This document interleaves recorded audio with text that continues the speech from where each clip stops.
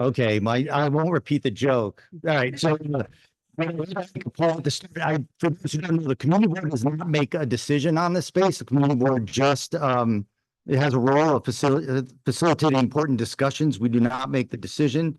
A lot of letters were sent in. We've received them all.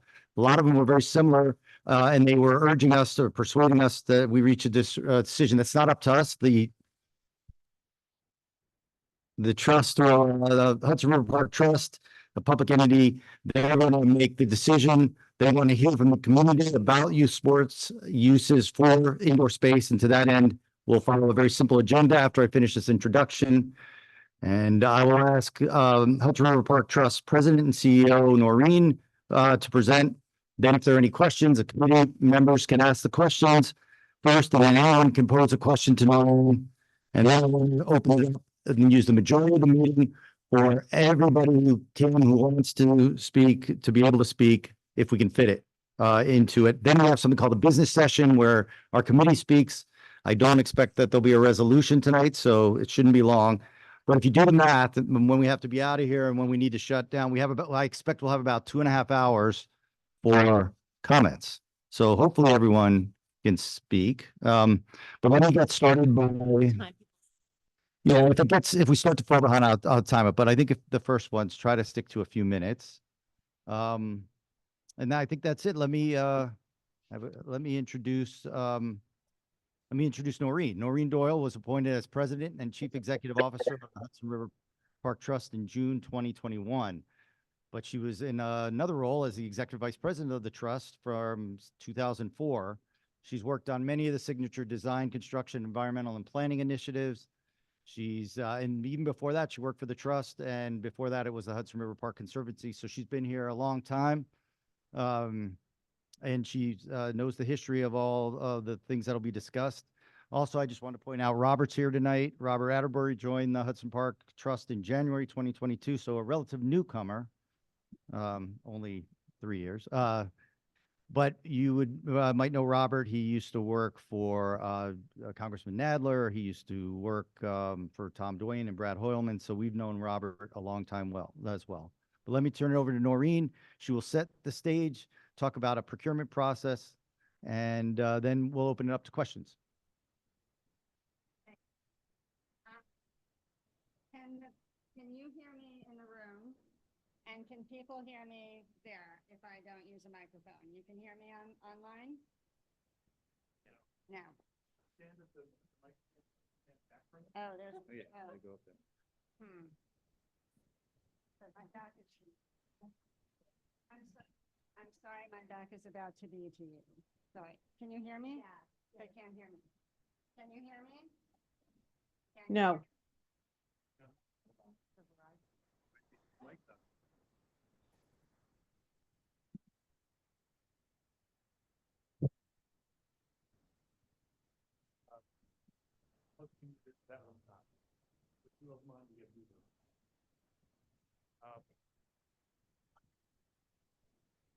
That's the better one?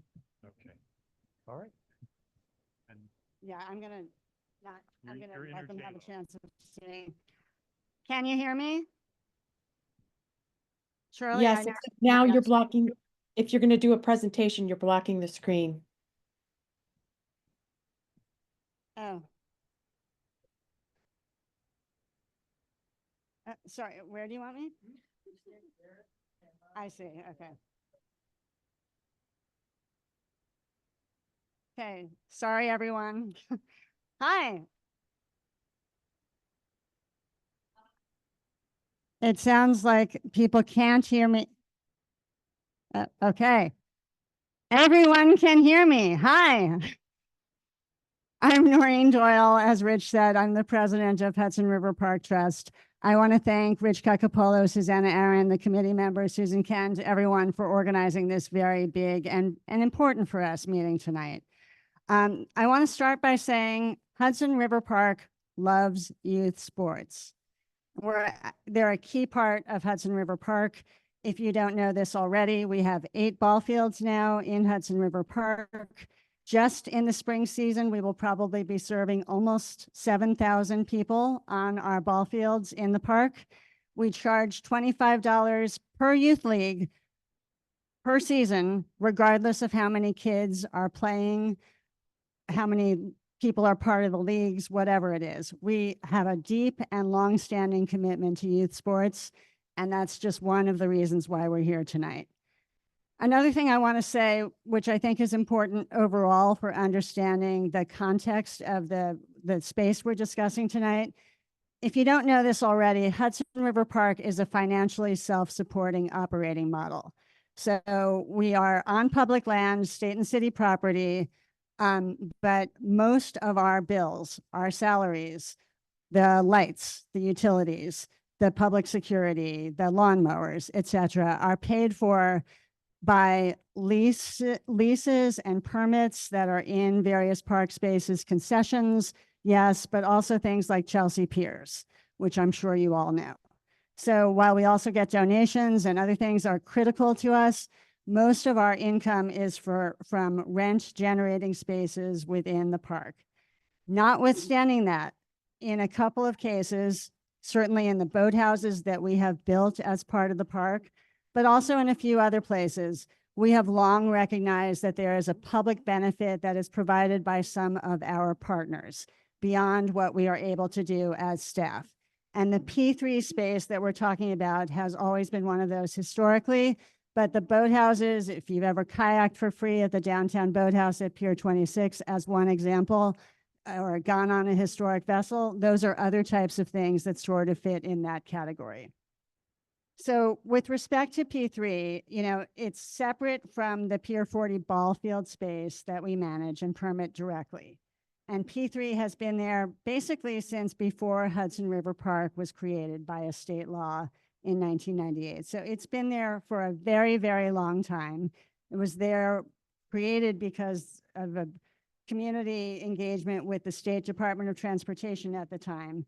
And because of that, unlike most of the other public spaces in Hudson River Park, it never was the subject of a public discussion. The public, you know, it's been there, we've accepted it all these years since. It has done great work, it has served a ton of people, but we never kind of were debating it publicly. As you probably heard, which is probably why you're here tonight, we had to terminate the permit earlier this year because of some unauthorized construction that was taking place there.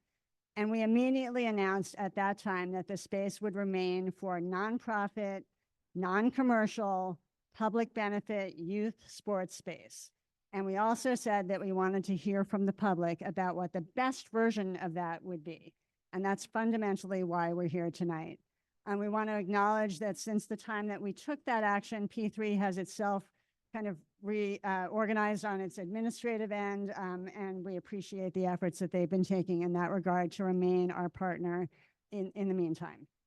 So we're here because we want to hear from people tonight about your priorities and about your beliefs about what the best use of rent-free interior space right next to a huge public ball field complex is for youth sports specifically. So we're not talking about making money here, just saying that really clearly. The space hasn't been discussed for a long time. We expect, I see baseball caps here, you know, a lot of people may be telling us that baseball is the best use. We're ready for you to tell us that tonight if that's what you want to tell us. You know, we are very able to hear from everybody about what you think. In terms of what's next, Rich mentioned this already, but the trust will be doing a public procurement process after we hear from you all tonight, which will allow people to answer questions about if they want to be the operator of the space themselves. We do this, if you're not familiar with government, government does this. This is what government does to kind of ensure that we are hearing from people on a periodic basis about, it could be commercial uses, it could be for services, and it certainly could be for these beneficial spaces. Oops, so I should learn to stand on both feet. The non-motorized boathouses that we have compete periodically to make sure that they are still the best operators for those spaces. And that's basically what we are doing tonight. It is normal for us. So we want to hear from you because it helps us shape the procurement document that we will be issuing. And we think that it is a unique opportunity, and we want to make sure that we are maximizing its benefit for children. So once we receive responses, as Rich said, we are the ones who will make a decision on who the operator of the space will be, not the community board. We will be issuing a new permit, a modern permit, unlike the one from 25 years ago, to whoever the operator is. And our goal is to do all of this as quickly as we can to minimize or maybe even prevent there from being any kind of significant disruption for a space that I know is important to a lot of people. I think that's basically what I wanted to say.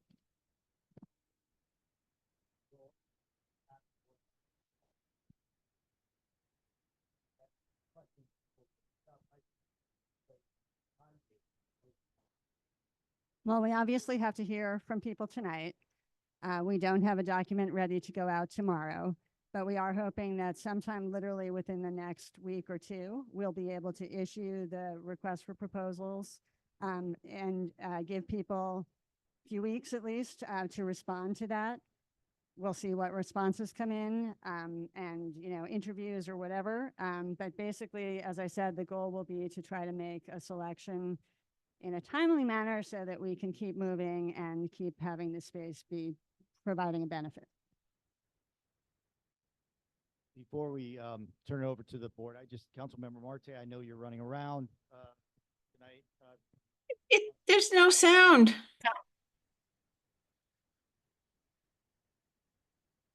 I'm just here. Thank you.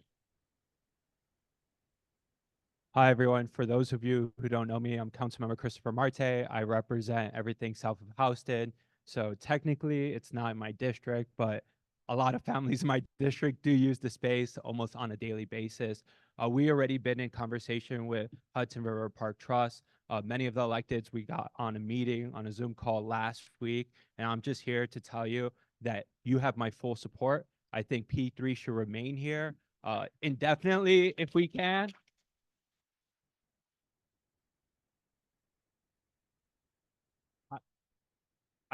I played in a little league, grew up in Lower Manhattan, and so I know how vital and how rare to have a space like this be so publicly used by families every single day.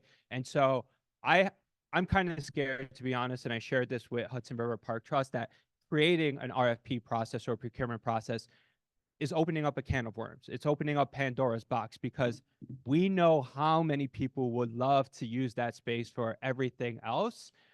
But we know it's mostly actively used by people of all ranges, of all socioeconomic class, of a really diverse community. And so I believe we shouldn't move forward with a procurement process. We should just allow P3 to have access to the space and continue the work that they've been doing in our community for generations, right? They bring a lot of care, a lot of sacrifices, a lot of resources, and they're a trusted entity. So I'm here to let you know that I'm with you. And I know a lot of my colleagues, they have representatives here and they'll be speaking soon, but I am sure they also support and take the similar stance that I do. Thank you all.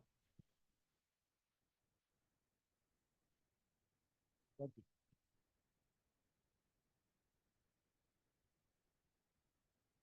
Any questions from board members who are online? Frederica, go ahead. I can barely hear you, Rich. Can you guys hear me well? I can't hear you reply. Use the mic that you're holding, Rich, because Chris Marte came over fine on that mic. Try that. Same one, Shirley. All right. Just go ahead. I guess my questions are more for Noreen. I wanted to understand the unauthorized construction issue and why that triggered this entire rethinking of the whole process. So I can't hear you.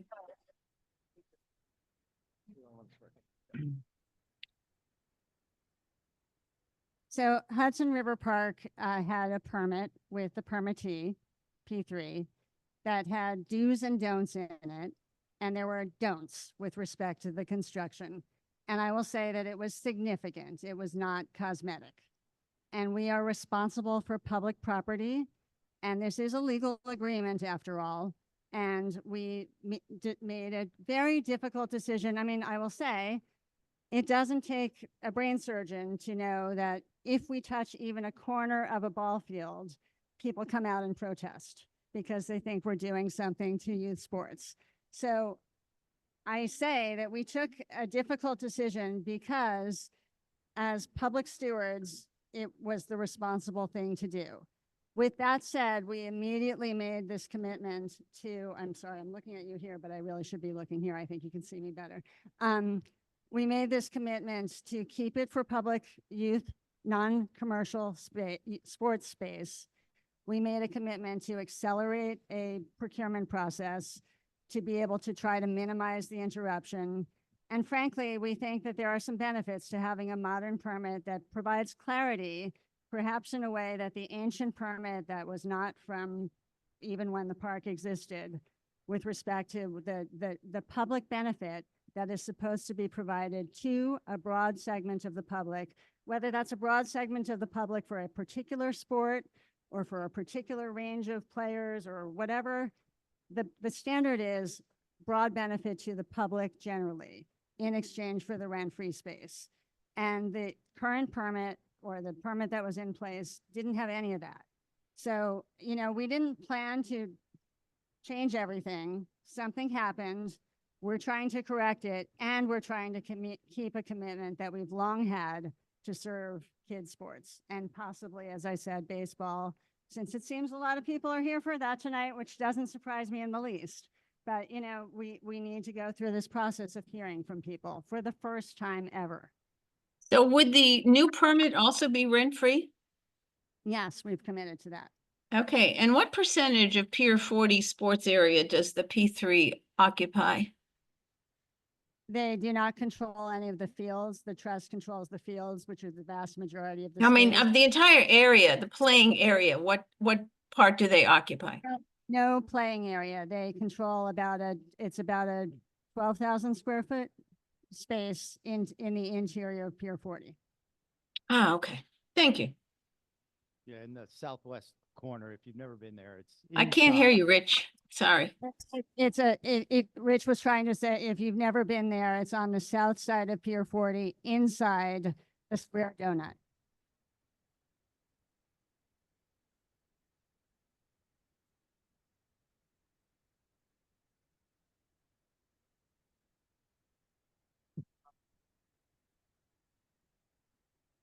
Process, which is the, Can't hear you, Rich. Sorry. just.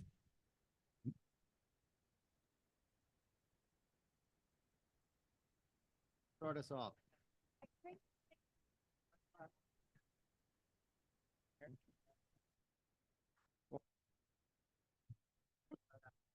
Da, da, da, da. 1, 2, 3. Can you hear that one, Frederica? No? How about now? Frederica, is this one? Yes, we can Yes. hear you on that By one. the way, I have very good hearing, so. Can you hear what I'm saying? Yes. Yes. All right. Well, thanks very much to the committee for listening to us tonight. And thank you, Noreen, for laying out the groundwork for today's meeting. My name is Dan Miller. I was a baseball coach. Then I was a GBLL on the executive council. Rich brought me in as a president after he left, which then I got recruited onto the community board. I've sat on the Hudson River Park Advisory Council since 2010. I've been chair in 2-year terms 3 times, so I'm very familiar with the process, and I'm very familiar with the park, and I consider them to be the trust to be friends, and we have a really great relationship. And like Noreen was saying, I want you to know we're doing everything we can to work it out, and I think we can work it out, but we do need to go through this procurement process. And I think that with all of us here, we need to hear stories of why we live downtown and how P3 and, more importantly, indoor baseball and softball has such a huge impact on our lives.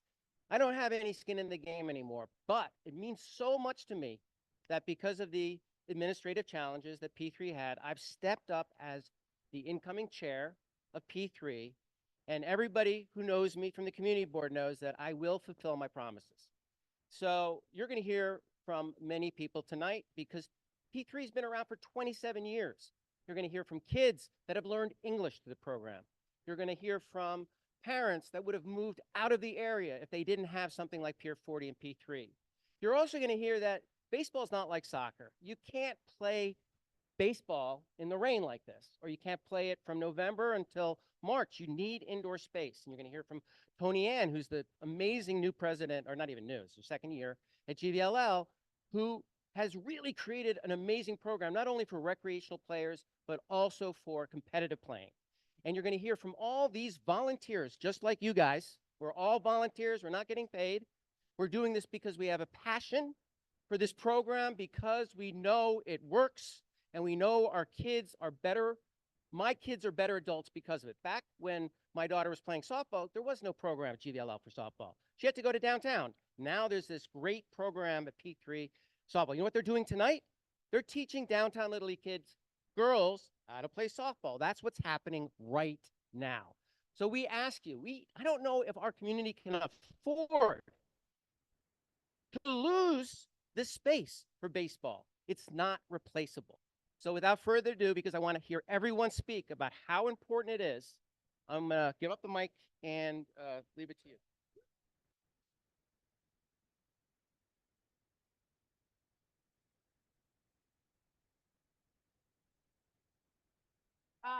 I don't, can you guys hear me? Let's just have three people line up. Torianne Bonade, I don't know if I pronounced that right. Maury Ninomiya and John Carlesi.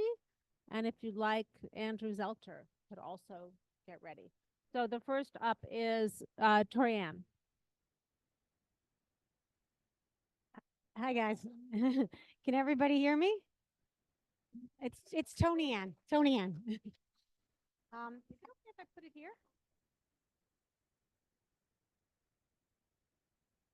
Hey, guys, can you hear me? How's that? How's that? Closer? How's that? Okay, I'm gonna go quick because I don't want to run out of time. That was a hard act to follow, Dan. But my name's Tony Ann Bonade. I am the current president of GVLL. I've been in this role for 2 years. Prior to that, I was on the board for about a decade. I just wanted to speak out on behalf of the league and really communicate just how critical that indoor space is to our GVLL. Every year we send over 1,000 kids through those doors. The facility is fundamental to the programming that we offer to the community, and that is why I've been so outspoken on this issue. Sorry, I'm nervous. All right, so I'm going to make 3 key points. The 3 key points I want to make is how big our league is. The second point is why indoor is so important. And the third point is the value that's been provided to the league for through P3. So the size of the league. As many of you know, GVLL is a nonprofit, 100% volunteer organization. We offer community youth baseball and softball all year round, all 4 seasons. Spring is, of course, our largest season. We field, I'm going to actually, guess how many teams we field? No. We field 65 teams, and that's a lot, given it's a volunteer organization. We have kids on the softball and the baseball side, aged 4 to 17. And on those 65 teams, they're made up of between 12 and 14 kids. So we're servicing close to 900 kids in the community. 5% of the league gets scholarships, no questions asked. And I know we keep talking about downtown baseball and softball, but our catchment goes from 59th Street to Canal and from the West Side Highway to 5th Avenue. We have a very large catchment. After spring, which is our largest season, we have a program in the summer, which has hundreds of kids. And then we go into a program in the fall that has hundreds of kids. And then after the fall, we start getting ramped up for spring. So we do winter workouts. We're the only league that offers year-round programs. And one thing I wanted to mention is in the summer and in the fall, we also open it up to kids outside our catchment. So we have kids coming in from Brooklyn and Queens and Long Island City, all to participate. So that's just how many kids we serve. The second, and parents and family, yeah. Yeah. The second point I want to make is why baseball, why indoor facilities are so critical to baseball. In order to serve all these kids in the community year round, we need access to fields. Thank you for the fields, HRPT, but we also need access to indoors. We could not be successful or have a community of kids that play baseball or softball without indoor cages and indoor training facilities. Like Dan said, when it gets cold in October, we have to go inside. It becomes too cold to play baseball. It's not like soccer and football where you can gear up and practice outside. With baseball, you have to use your hands. You can't hold a bat. You can't hold a glove. You have to go inside for those 4.5, 5 months. So how can you get better at a sport when you have to go inside for 5 months if you can't play? If kids aren't indoors for those 5 months improving and learning and playing, I can guarantee the interest, dedication, and commitment to the sport will go down, and the league and baseball in general will suffer. Now, I just touched on the 5 cold months, but in the warmer months as well, we need indoor training. They need cages to learn how to hit on tees with coaches, soft tossing with pitching machines. You can't get the required numbers of reps outdoors. Like, imagine me hitting 30 balls into the outfield. Like, who's going to come back and do it again and again and again? You need cages to do this. They have to get those reps in order to improve and in order to develop. You can't replicate this. You can't replicate it outside. And I didn't even, so that's why you need indoor in the summer. That's why you need indoor in the winter. That's why you need indoor all year round. Kids also need strength and conditioning, pitching drills, fielding drills, speed, weights, weighted balls. All that training requires special equipment and takes place indoors. Not having access would crush the not having indoor access would crush the development of baseball and softball in downtown. So I touched on how big it is. I touched on indoor. Now I'm just gonna, I'm almost done. I'm going quick, I promise. And I speak, if anybody here from GVLL, I speak for a lot of the people that are here right now. So, so the value, the last bucket is the value, and this is the biggest bucket. You speak at the mic. Sure, this is the biggest. Oh, so you're not telling me to get up, you're telling me to speak into the mic? Gotta Okay. do them both.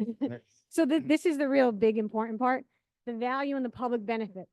In reality, there are other indoor facilities that kids can go to, but these places are not cheap and they're not accessible.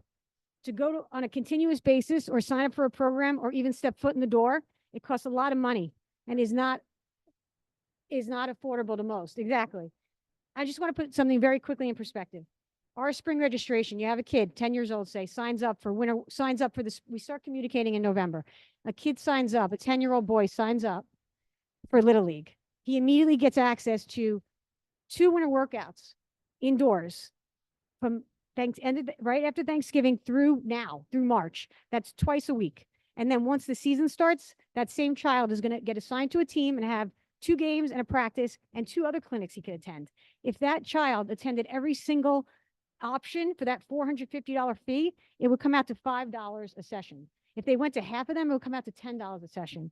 I can't overemphasize the public benefit that this provides. And the reason we're able to provide it is because of our generous local sponsors, access to that indoor facility, and the high quality instruction that these PT coaches are able to provide.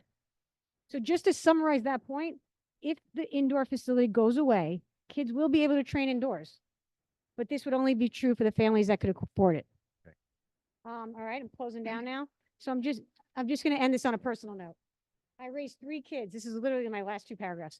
I raised 3 kids in the West Village. They're all widely different when it comes to baseball. I have a daughter who's 18. She played softball. No, she didn't. She played baseball through middle school. That's very unique. A girl playing baseball through middle school. Then I have her twin brother who's a rec player. He played other sports, but he just did it in the spring because he loved playing with his friends.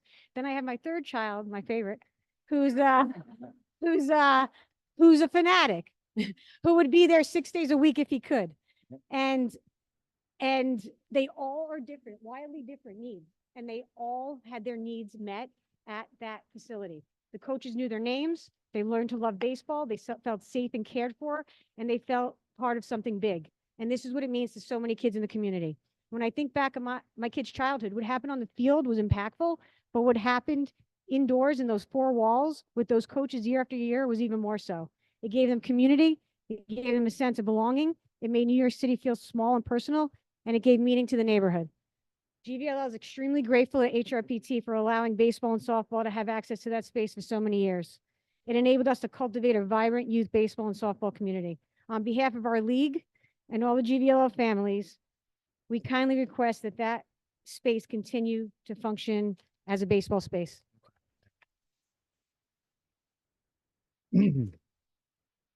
Okay, we have, I think I'm told there are 120 people in the room and there are more online. If we want everyone to speak, we have to end at about 9:30 probably, in order to do a business session and pack up. So we've got about 2 hours. That means, if possible, let's try to limit it to 2 minutes. Susanna's really mean about this, so I'll let her do it. See that? As a reference, that was 8 minutes, so you got to be a lot shorter than that. All right. Who's up next? So just prepare yourself. I know how frustrating it is. Just prepare yourself. Okay, so the next person is Maureen Ninomia. Sorry, butchering your name. Actually, it was pretty close. It's Ninomia. Yeah, thank you. Can I get 3 minutes? All right. Don't ask permission to go. Okay, my name is Maureen Ninomia, and I'm president of Downtown Little League. All right. I've been president for the last 4 years. DLL serves between 1,100 and 1,300 children each year. We have 85 teams. So if you combined us with GVLL, I think we would be probably the biggest little league in the universe, right? But that being said, our boundary runs from Battery Park to Canal Street. And in that small area, we are one of the single largest little leagues in America. So Pier 40 represents the most accessible indoor space for Downtown Little League. And you might say, well, we're downtown, it's in the village. But the reality of it is many of our families are literally steps away from Pier 40. And even for our Battery Park City families, they can send their kids unsupervised to Pier 40. They can go by, they could walk, scooter, or bike right up the Esplanade. Some of them don't even need to cross the street. So P3 and Pier 40 is a very important location for an indoor training facility. Indoor space is absolutely indispensable for baseball and softball development. In a city like ours, weather is unpredictable, outdoor fields are severely limited, baseball and softball requires consistent, repetitive practice to develop essential skills like hitting, pitching, and fielding. You can't effectively practice these skills in cramped hallways or a small gym. You need a space where you could swing a bat, field ground balls, and throw with proper mechanics. P3 provides all of those things. Indoor facilities like the one at P3 allow us to participate year-round, refine skills, and maintain consistency. Imagine the logistical challenge of coordinating programs for such a large number of children without the indoor space and the dedicated coaching staff. DLL utilizes P3 coaches and its indoor space extensively throughout the fall, winter, and spring sessions, especially 6 days a week in the winter. And as Dan said, we have girls softball players working out and learning from Coach Elizabeth right now. Beyond the training itself, there's also the matter of cost. P3's commitment to public benefit and affordability ensures that these valuable programs are accessible to a wide range of families within our community. DLL can include all of its indoor programming with its low registration fee because of this. Our registration fee is $200 for the whole year per child. Secondly, the partnership is essential for community building. P3 serves as a central hub for our extensive youth programs, bringing together children from diverse neighborhoods. P3 also offers after-school programs and summer camp. That's a vital extension, especially summer camp, to Downtown Little League, because we don't offer summer programming. So a lot of the kids that have friendships during the year, they extend that into summer camp, including making new friends with league rivals. I'm looking at you, GVLL. And summer camp also offers a mix of structured and unstructured play. Unstructured play fosters creativity and social skills. Think about the movie The Sandlot, but with supervision, baseball cards, and a whole lot of pizza. And that's what P3 is. And DLL really has a great partnership with P3 baseball and softball. It's a testament of building a strong community through youth sports, working together. We're providing thousands of children with exceptional training, fostering a strong sense of community, ensuring accessibility through affordability, and promoting the love of baseball and softball. We are proud of this partnership. Thank you, P3. Thank you.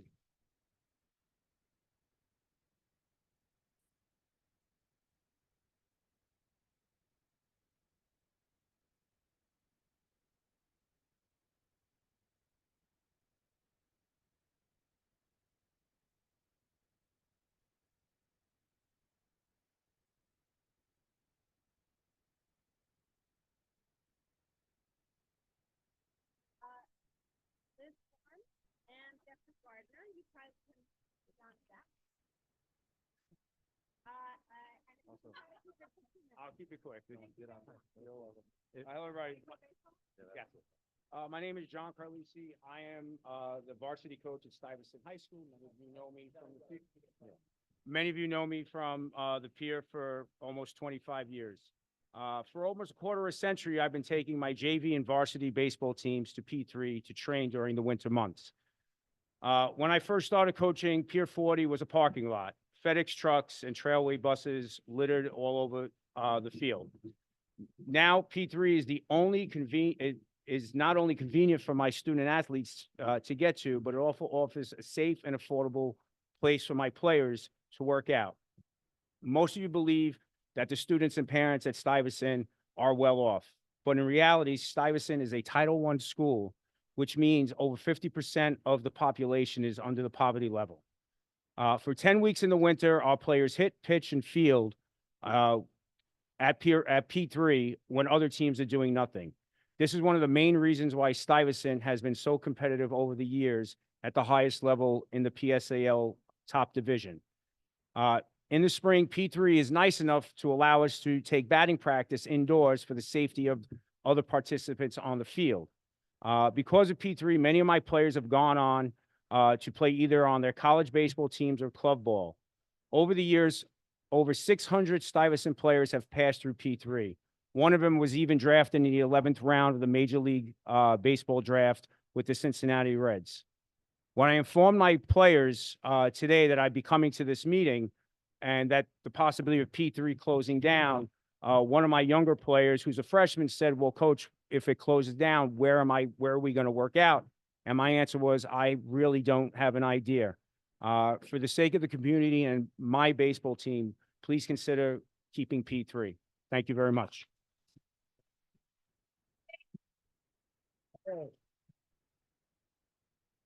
It's a professional, 2 minute, 1 minute 50.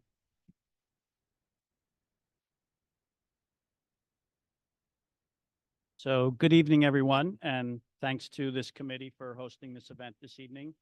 Andrew Zelter, I am involved with Downtown Little League as well, part of the executive committee. Full disclosure, I am part of the newly constituted board of P3. I'm also on the Waterfront and Parks Committee of CB1. I'm not here tonight in any of those official capacities. I'm here as a father of 4 who have gone through the youth community sports programs. And you're going to hear countless folks come up and talk about the importance of this indoor space. I have absolutely no doubt Hudson River Park Trust is going to walk away understanding that this is how the community wants this space used. I'm here to really impress upon the importance of community continuity and what P3 has really meant to this community, and I'll share some personal stories. This evening, as I was leaving work, my daughter texted me what was for dinner. I told her she was going to have to fend for herself because I was coming to this meeting, and the topic was P3. She literally asked me, this is a 24-year-old, who asked me to pass along her regards to Francisco and Jason.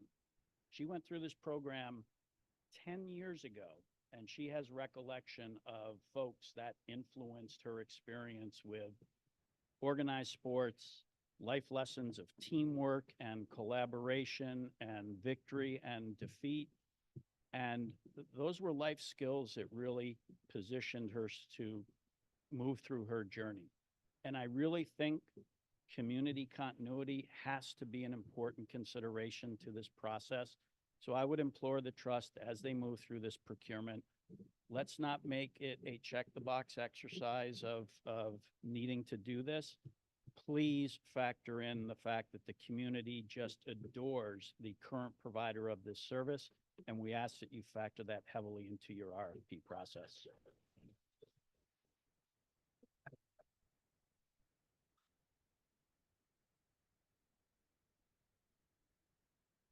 Toby is next, and then actually, Liz Storm, if you don't mind, I'm going to ask Jeffrey Gardner to go after Toby. I am Toby Bergman. My son joined Greenwich Village Little League in 1985, the second year of the Little League.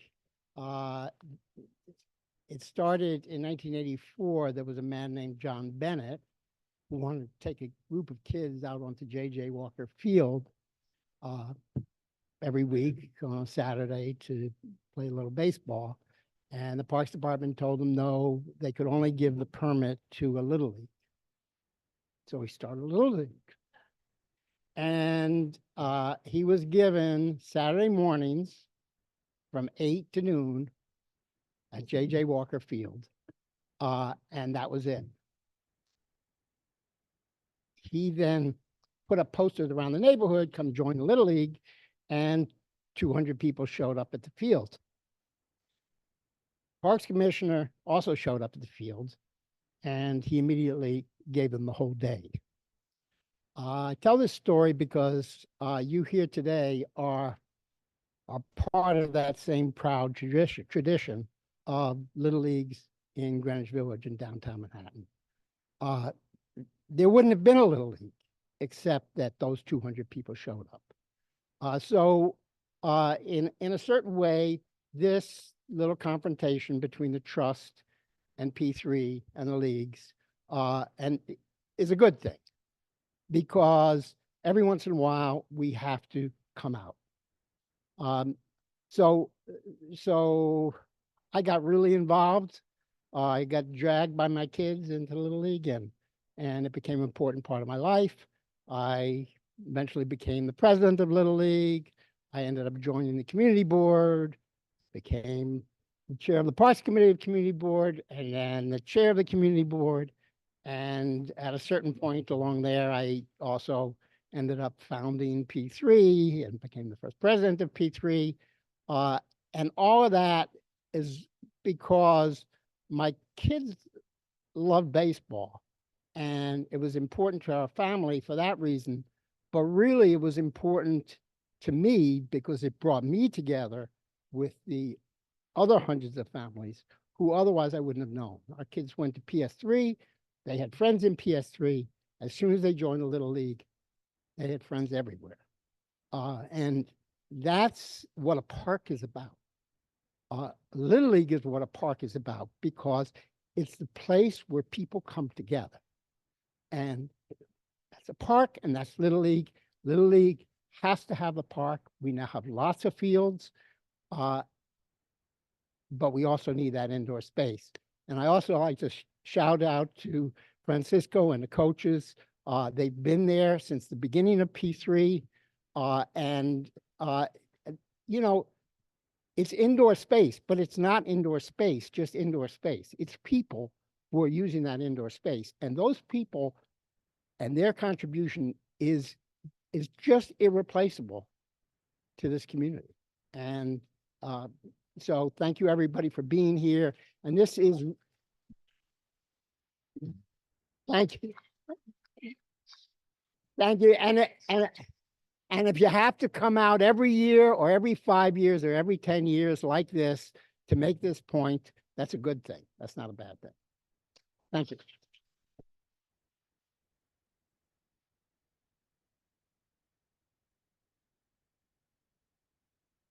So good evening, everybody. My name's Jeffrey Gardner. I am a new board member at P3, much like Dan.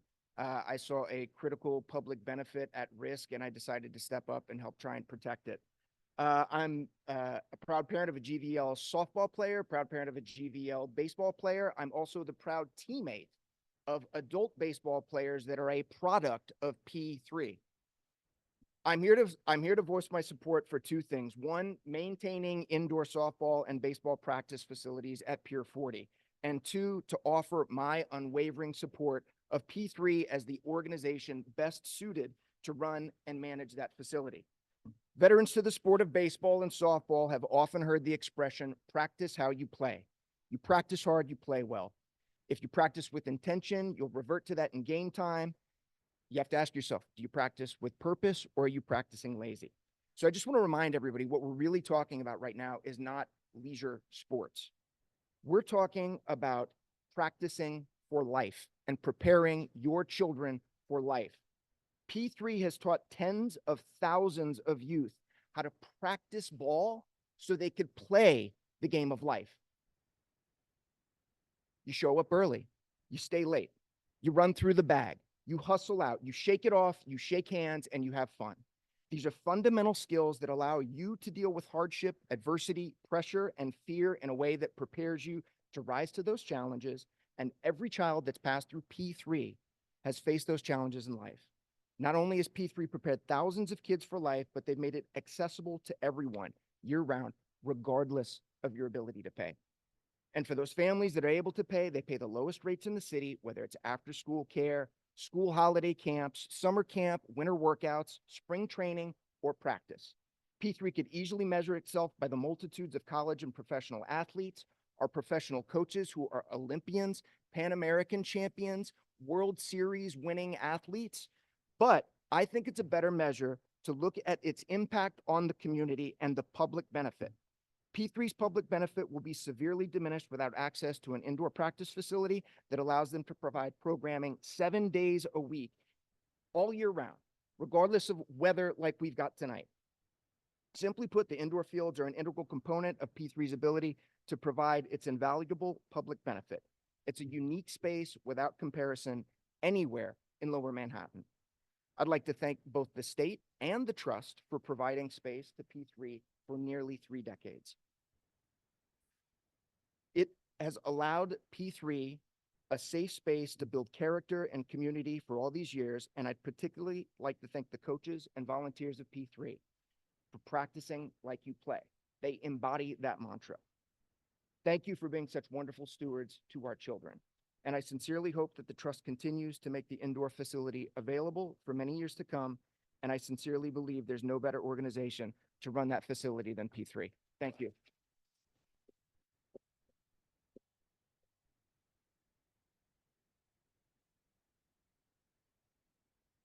Get started. If there are any, I should have said, if there are any other elected officials, please, we didn't see any or any, but if you're here and want to speak, I know you have other meetings to run to, please come up. Hi, everyone. I'm Liz Storm. I have one son very enthusiastically here tonight and another son who's also gone through the program.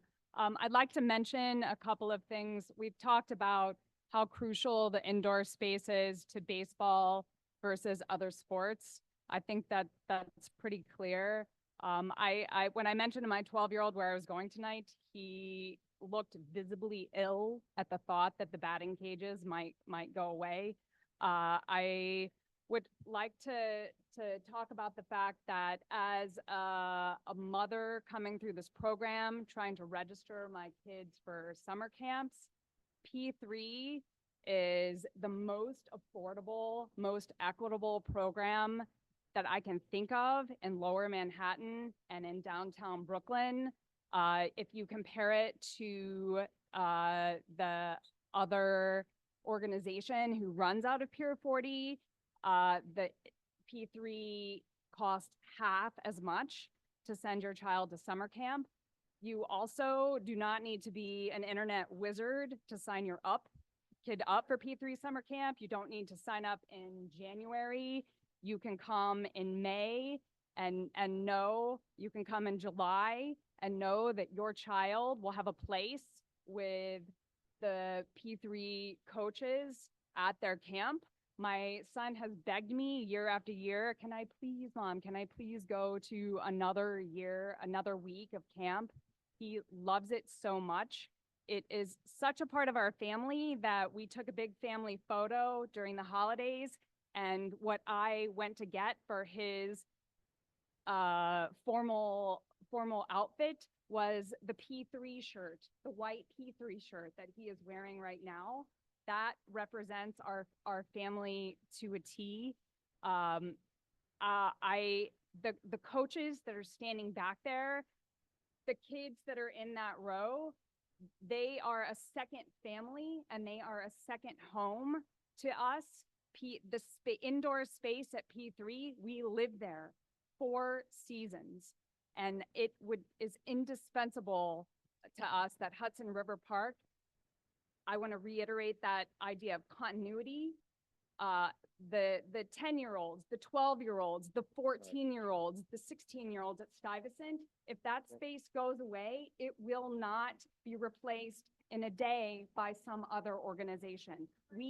Yeah, sorry. We And- need those coaches back there in that room. Let me Thank you. clarify.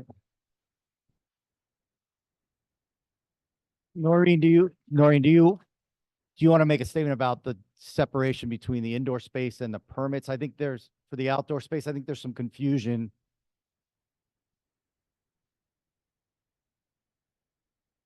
Sure, I'm happy to just clarify that. The outdoor space, the trust controls directly. P3 or no other league controls that. So 4 times a year, we have an application process, spring, summer, winter, fall. People request their times. We do our best on what we call like permit Jenga to try to get the preferred slots in, Friday at 3 to 5 and whatever. Everyone's asking for Thursday at 3 to 5. So, it's a big shuffle around the 8 fields in Hudson River Park, but we control those directly. And when I said it's $25 per league, that's what that is. The indoor space is the space that everyone's cheering for so far for P3.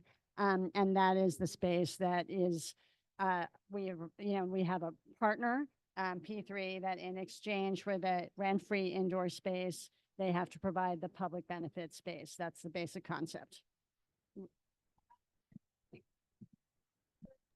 Can I ask Noreen a question, or is that not the time?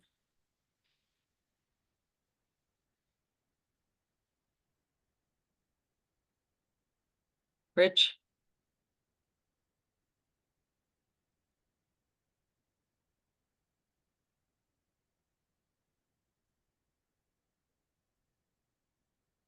All right. Hi, everybody. I'm Karen Ehrenberg. I am a longtime volunteer with Greenwich Village Little League and P3. I joined GVLL in 2004 when my then 4-year-old, who's now 24, started playing t-ball, and I coached him. I then continued to coach baseball for many years and joined the board the following year, and have been on the board for pretty much 20 years of GVLL. The reason I'm on the board of GVL for all that time and I joined P3 is because how important it was to my children and how they grew up there and in the indoor space at P3 and with coaches like Francisco and Jason and all those guys over there that they still love. And my 27-year-old is speaking here tonight and came into town, stayed to make sure to speak because of how important P3 baseball is to him. I joined the P3 board and I was on it for 5 years, and I really saw firsthand there how much they cared about making baseball and softball space available to kids for summer camps, for after school programs, and how even people could come for a week, how flexible we were in so many ways. And it made it possible for so many children to be able to play baseball and softball inside, regardless of the weather.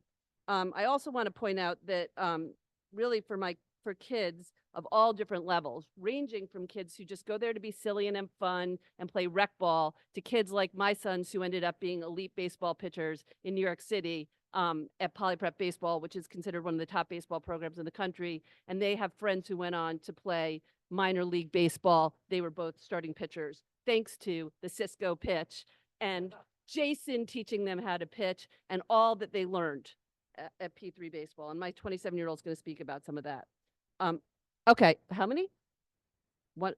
Okay, well, anyway, I just want to say that it's really, really important that we keep this space. I agree with the continuity. I'm very concerned about the RFP taking away time. These kids don't have time to not play for 3, 6 months, 9 months. They need to continue to play. My kids are here because my son is here because he wants other children to have what he had. Please, make it P3 and make it soon.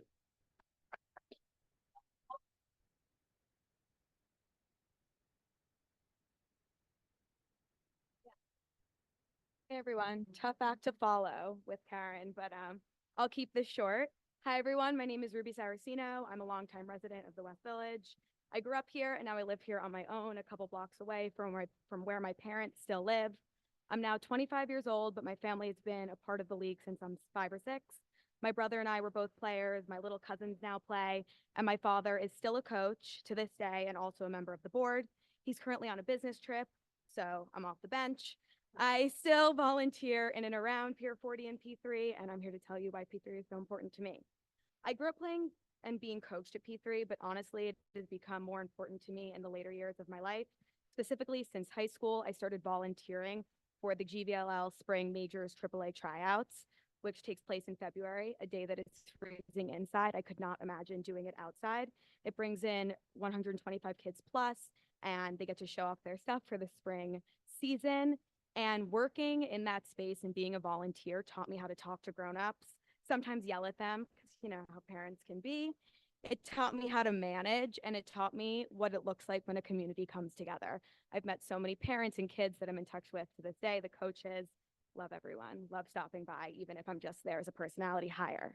To this day, I walk into P3 and I see the photos of the kids I grew up with, and I see the names of the families, including my own family, that donated the pictures and the memories. And it's a safe space, and it's a space that I know that I belong. And if I feel that way, imagine how the kids feel. P3 gives children a community and a place where they can go and hone their craft and have fun and be around grown-ups that they trust. And I feel like that's something that's not spoken about enough. For children to have a true third place, meaning other than their home or school, where they really feel like they belong, is such a blessing. And when we have one that exists with P3, we really need to fight to keep it. P3 is a safe space for the kids, and we need to make sure it's here for years to come. I'm by no means having kids anytime soon, but I hope that they get to play at P3 too.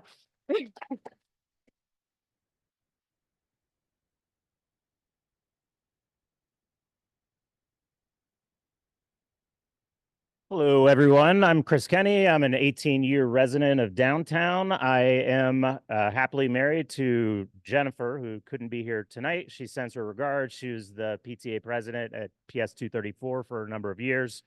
I have two great daughters who are both at Clinton right now and longtime softball players. Maury stole my thunder when he used the reference to the Sandlot, but I thought it was an appropriate way to think about and how to relate a good reference on a movie front to what this facility in P3 provides, which is the following. If you think about Sandlot, which took place in California, where the weather is terrific, it brought together a bunch of kids from different backgrounds who didn't have a lot of means on just that, a sandlot. They had to scrap for balls, they had to scrap for bats, they were not the well-off team. I think of P3 and the ability to provide the services that they provide for as little as they provide it for, and bringing kids from all over our area in one place as being the New York City Sandlot. Now, what's important about it is obviously the part that it's indoor facility-wise, but I think the other aspect is that it brings together community. My daughters went from 234 playing with kids there, no kids from all over the other area schools, and even in middle school and high school, no kids from other places where they've played and played with at P3. My daughter is a catcher. She is at, well, Clinton College night tonight, but otherwise she would be at P3 just now working with Coach Elizabeth and the catching instructors there to learn her craft. And so ultimately, I think, again, the importance is obvious in terms of facilities. It's important in terms of people. It's important in terms of the community that it builds. One last thing, they've actually helped me as a coach. And that's not just a coach for kids. It's a coach for like what I do at my job in mentoring young professionals. Thank you.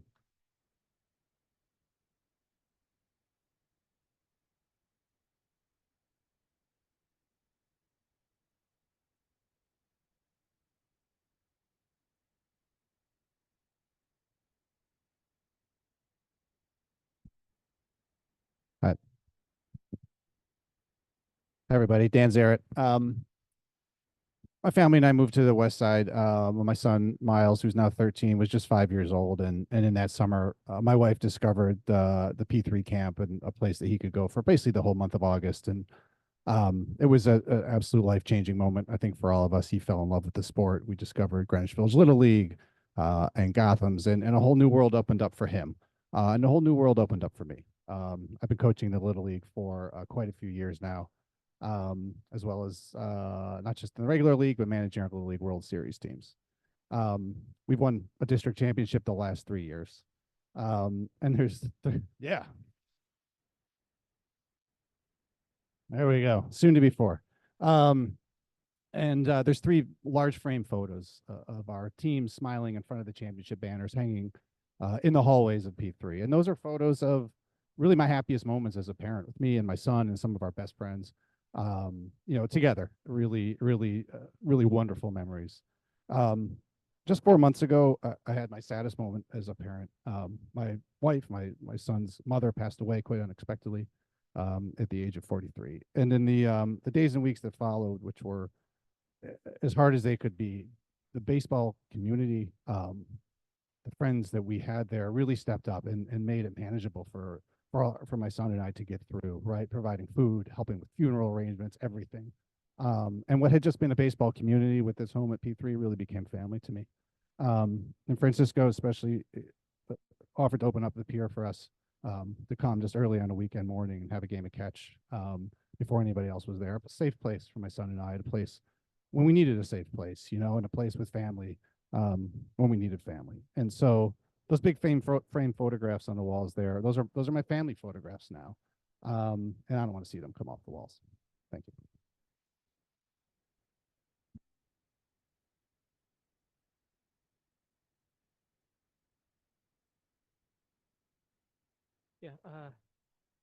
My name is Robert Shaw. I'm here tonight to speak in there. Yeah, I'm here tonight to speak in support of P3. I'm the parent of a baseball-loving 7-year-old who goes to the after-school and summer camp, and he couldn't be here tonight because he has the flu. But this is the only realistic option for kids that love baseball. And whenever we pass Houston Street on the subway or the bus, he always points at the pier and says that that's where he wants to be going instead of where we're going. And you can tell that P3 is a great organization that really cares for the kids because of the way that he feels about them. And that care is also evident by the fact that compared to a lot of the other after school and summer camp programs around here, they don't make you check your wallet at the door when you go in. And we'd hate to see them go and get replaced by another organization that doesn't care about the community as much as they do. Thank you.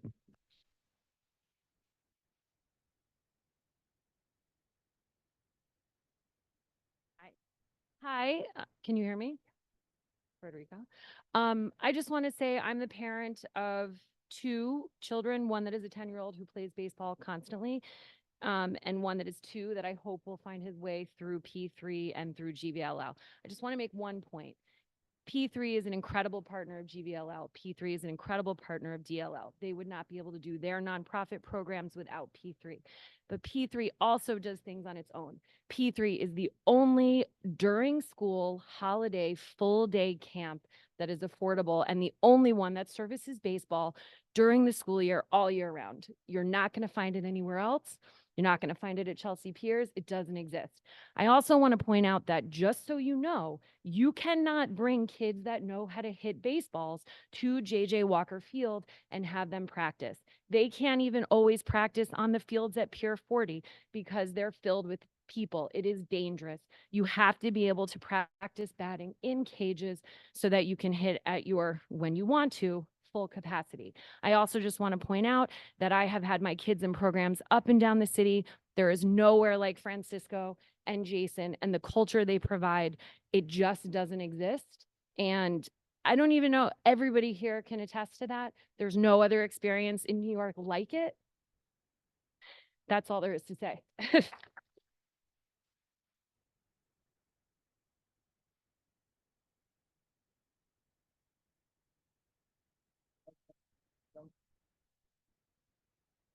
Hey, everyone. My name is Andrew Amberg, and I grew up in Greenwich Village in Chelsea and called P3 my second home for many years of my childhood. Francisco and his coaches, most notably Jason Rodriguez, are like family to me and taught me many of the most important lessons I learned as a young man. My P3 life started as a 10-year-old, attending clinics and tryouts for Little League teams and eventually the New York Gothams. The coaching and mentorship provided by the P3 team was integral to my development as a baseball player and as a young man. It's where I fell in love with the game of baseball and became obsessed with becoming the best player and person I could be. It propelled me to being a dominant Little League pitcher, an all-region travel pitcher, and ultimately helped me have a successful career at New York City's top high school baseball program, Poly Prep Country Day. The P3 program was so much more than a group of coaches. It's a family, and they always took care of me. When I suffered a career-ending injury in my senior year at Poly Prep, Jason surprised me at my house with a blue and yellow baseball glove because I went to Michigan. It was obsessed with it. With my name and number on it, telling me that my P3, all the P3 coaches chipped in to get it for me. And as I look back on that moment 10 years later, there have been very few times in my life where I have felt so moved. And while that story is personal, it is not unique. They have also played this role for countless other young baseball players and continue to this day. In many cases, this role was even more vital. Many of my Gotham's teammates were Dominican and Puerto Rican guys who traveled at least an hour every day after school and on weekends to get the reps in at P3. For them, P3 was truly a home away from home. For others, it was their escape valve to get away from the troubles they may have at home with support, mentorship, guidance, and training from coaches who looked like them and came from similar backgrounds. For me, this meant getting to grow up alongside and play alongside kids who come from very different backgrounds than me. It helped me gain cultural understanding, learn Spanish, get exposed to Latin baseball culture, and create a community that unified downtown and uptown kids who would have otherwise never met. This is a place that shaped me and provided me with so many formative memories. It is a place of safety and security for kids of diverse backgrounds who all share a love for baseball. One more sentence. The notion that P3 is going away is incredibly disheartening, and I urge HRPT to take a step back and think empathically about the implications of the decision. Let's work through this collaboratively as a community that we all share love and affinity for, rather than going by the book and missing the forest for the trees. Thank you.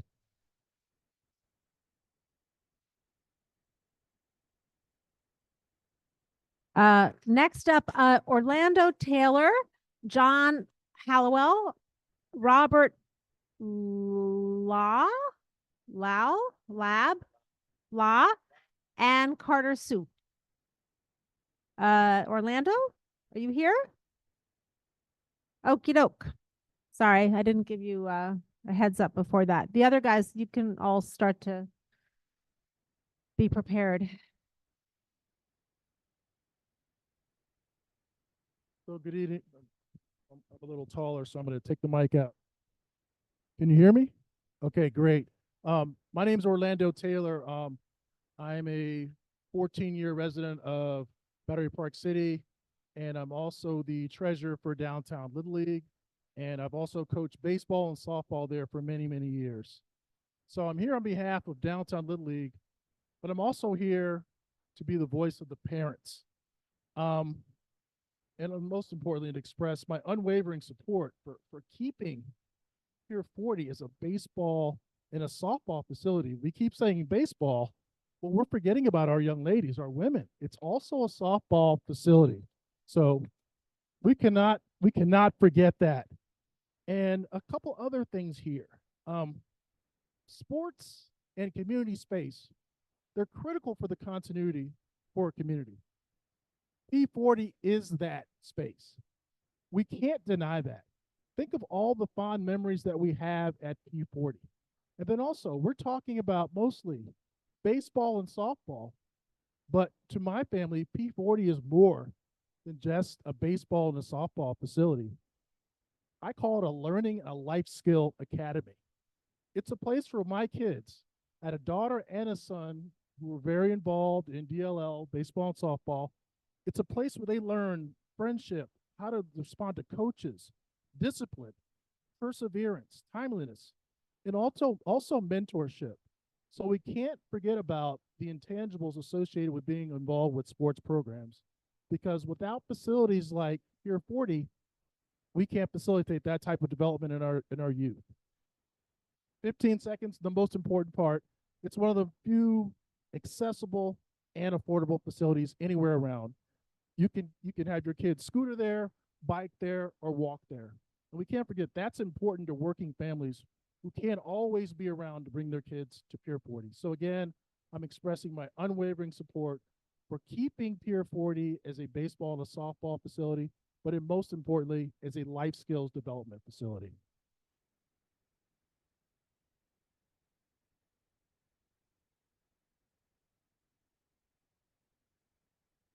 John Hallowell. Is John Hallowell here? Oh, I don't know. Sebastian and Jack. Okay, Sebastian and Jack. Sebastian and Jack. To the microphone. Are you? You're John. Okay. You have 2 minutes. Okay, thank you very much. I would just like to reiterate what has already been said here. P3 is a very special place for our community. And it's a community that I've been very proud to be a member of since I graduated from college and joined New York in 2002. I've been around this entire community ever since then. And I'm really proud of the members of this community, the people that we are. I think it's important that we support one another. And you see it in this room where we've formed a little league, we've put our children first, we've come together and just supported each other. And I think it's also important as a community that we recognize that sometimes you have to forget. And sometimes people make mistakes. And I think the message should be from the people who make these decisions that putting the needs of the community first is the most important. And I really hope that whoever listens to this tonight takes that away when they make their decisions around what to do with the P3 space. Thank Mm, we'd like to have Sebastian and Jack and then also Grace. Is Grace here? You want to go together? You want to go after the boys? Or you don't want to go at all? You don't have to go. You don't have to. All right. Sebastian, Jack? Okay. Go. Hey everyone, my name is Sebastian. Hey everyone, my name is Sebastian. I just want to talk about P3.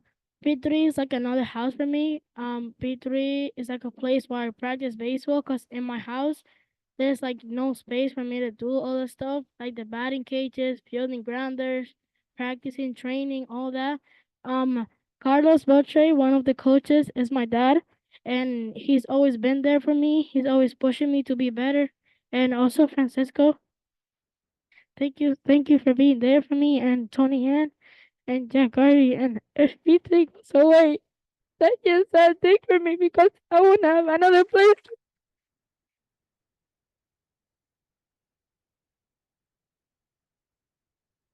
If P3 goes away, I won't have another place to practice. P3 is like the place where I actually learn English and I learn how to make friends. Jack Garvey was one of my first friends that I ever like got to. He understood me, and also Tony Ann took me to her house and stuff like that, you know.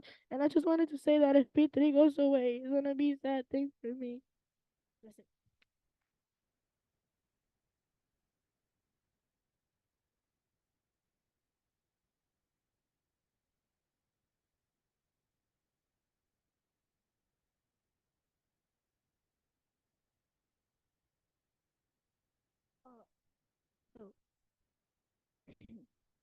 Hello, my name is Jack Garvey, more known as Tony Anson, and I've been going to P3 and playing GVL baseball for as long as I can remember, and I can't imagine my life without GVL and P3.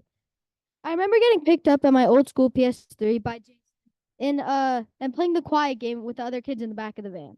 P3 is not just an amazing training space, but as I said, it's like a home to me. The coaches are all so welcoming and nice, and most of my closest friends I met there.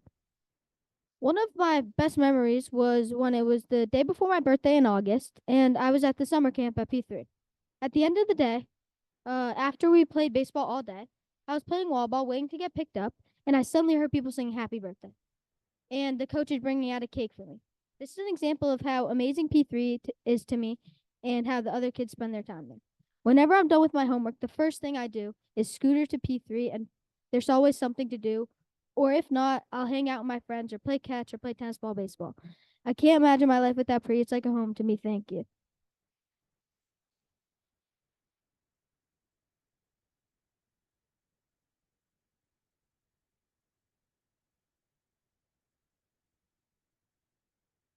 Then Courtney. Uh-oh.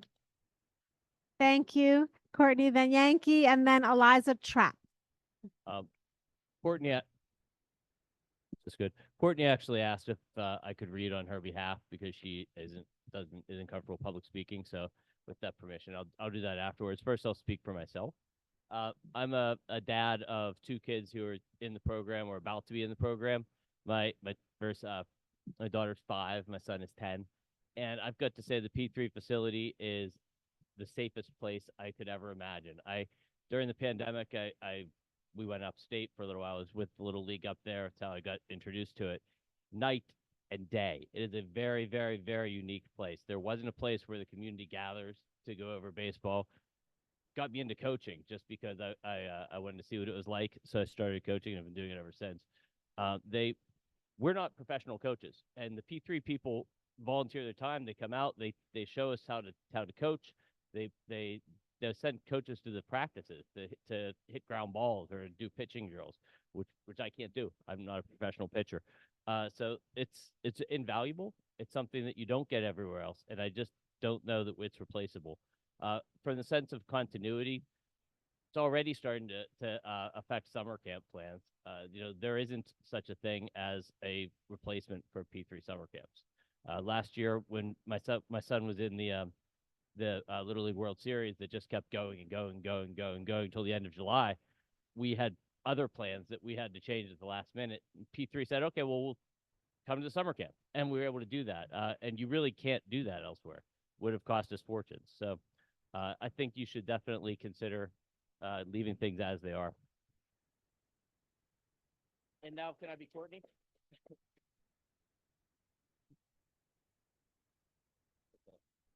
Pull my glasses out. Oh, shit. Let me pull my glasses out to be Courtney.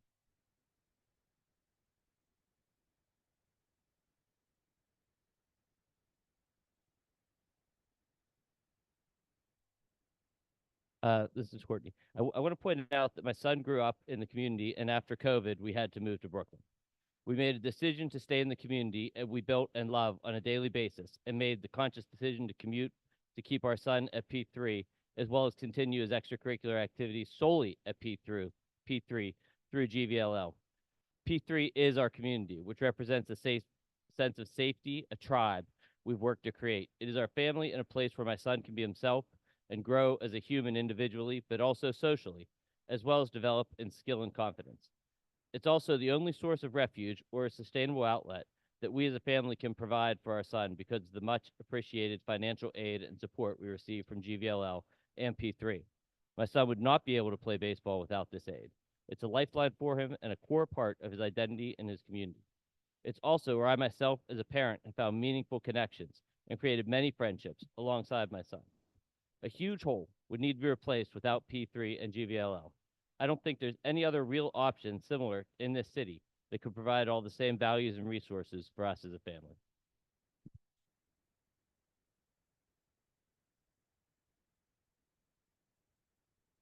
Yep. Hi, my name's Carter Sue. I'm a downtown parent.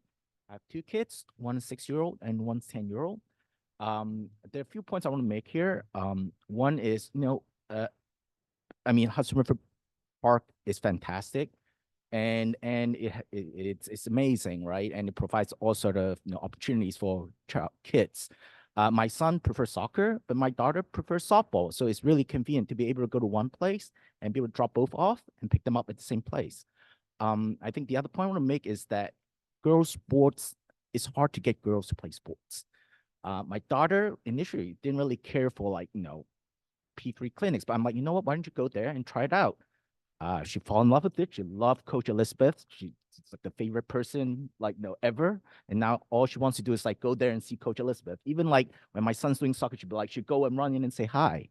And actually, part of it is also that the opportunities and the teaching and the training allows her to actually now starting to play baseball as well. She's actually, I think, the only girl in downtown that actually plays in her age group.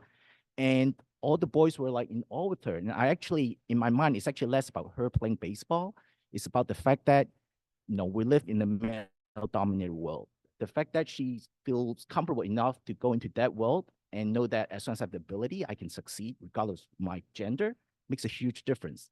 And these are things that, is rare and it's hard to replicate. And so I just want to make sure that, people understand that and the opportunity they're taking away from future generations.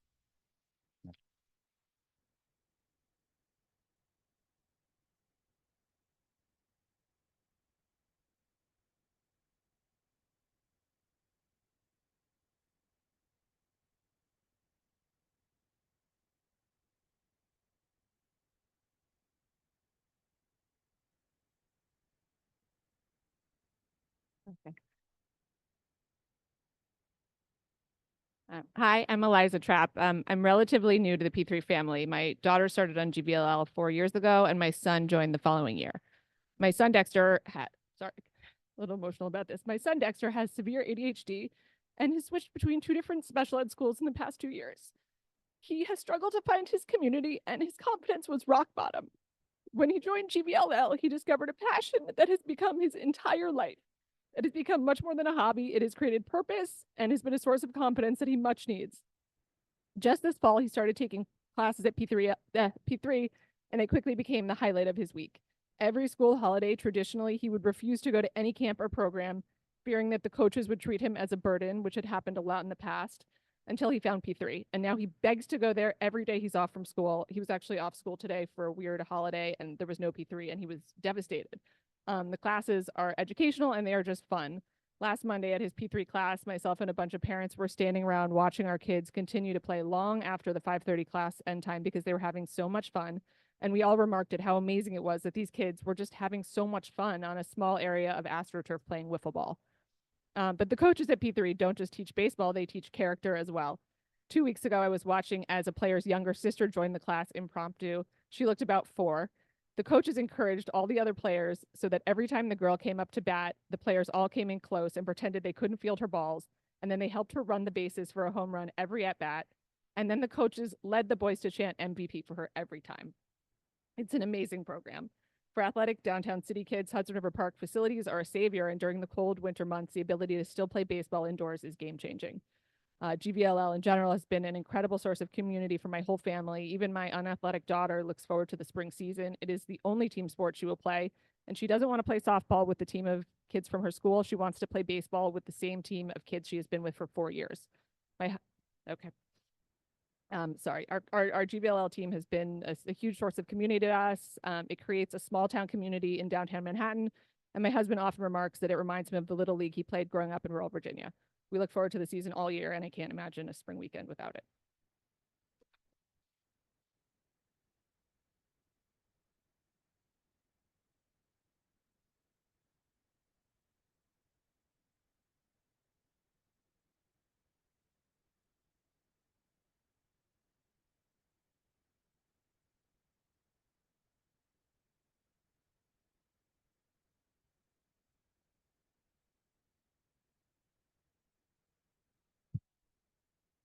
All right, guys. Oh, Jay, you gonna read it? No, okay. He's gonna stay with me, but he's not gonna read it. All right. This is from Jason. My name is Jason Rodriguez. I've been an employee at P3 since 2008. Since then, I've probably taken a week off spread out. You may think I'm joking, but P3 is all I know and live for. I've seen thousands of kids grow at P3. Some of these kids started at 7 and 8 years old and still come back and visit. Some at 15 and 16 come back to complete community service. Hours for high school, some come back to work at P3. Some just come back to revisit their childhood and have a good laugh. P3 is not only about baseball. We make every kid feel welcome to us. It doesn't matter if you know the game or you know how to play. We just want kids to feel as if it's a safe place to come. We, the coaches, protect every child that walks through the door like they are ours. We never turn a kid away. Drop-off starts at 8:30, but if a parent needs to drop off at 8, P3 is there. Pickup is at 5, but if a parent is running late, no problem, child is safe here. Many kids start the camp week Monday. They're shy, with teachers glued to their parents. By the end of the day, these same parents come to pick up their kids and have to wait an extra 30 minutes because they're having a great time. By midweek, the child is walking in alone because of how comfortable they are. We take pride in what we do. I have a 13-year-old daughter. P3 and the parents in the community have been a big part of her life. P3 coaches were always watching over her at the Pier. Many parents in the community guided me in the right direction in picking middle schools. She goes to Baruch M104 with a lot of kids that attend P3 and play for the local Little League. Now with the help of parents again, we're going through the high school process. I was able to put together a great list of high schools. I am a dad and a coach. I am who I am today because of P3 and all the kids that came through the facility. Growing up, baseball was and still is my passion.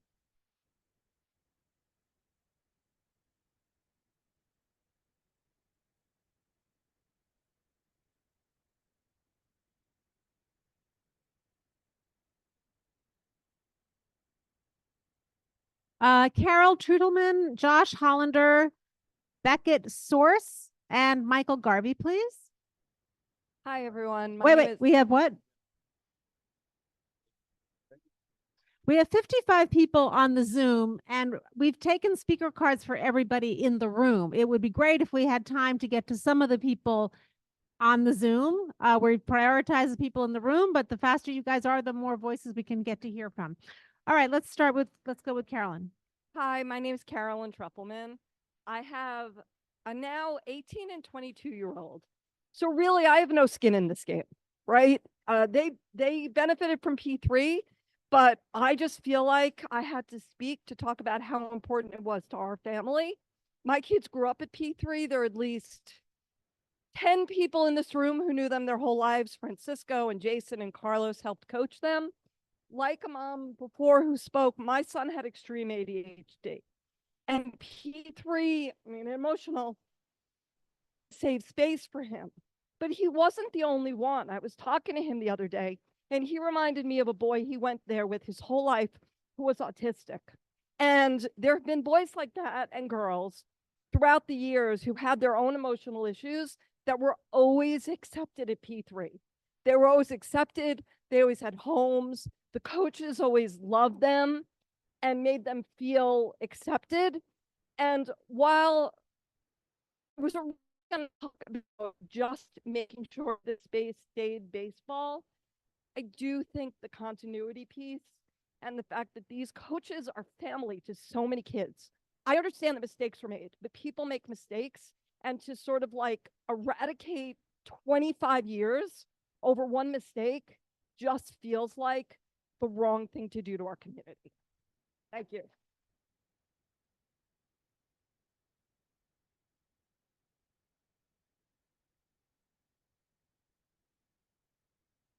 Josh Charles? Go for it. Josh Charles? Oh gosh, Josh Hollander and Josh, he's taking these and shuffling them. It's the more handsome, all right? That's what I said. The more handsome. There we go. So which one are you? You're Josh Hollander? Okay, go for it. Hi, everybody. I'm the more handsome Josh. I have two of my three kids here with me tonight. All three of my kids are P3 users. We're a P3 family. And I just want to speak briefly just about the coaches specifically. In a couple of weeks, our Little League season is going to start. I'm going to manage this guy's team, be assistant coaching this one softball team. But calling what I'm doing coaching in the presence of those guys back there is just a laughable statement. Those are pros, and we are so lucky to have them, quite frankly, at the price that we have them. But there's no price that it wouldn't be worth it. These guys are so unique. The P3 coaches are so unique in this day and age. They don't work. They live to help kids learn and grow. In youth sports today, there's just an epidemic, so many seedy elements, and it doesn't apply here. It's not about the grown-ups at P3, it's about the kids.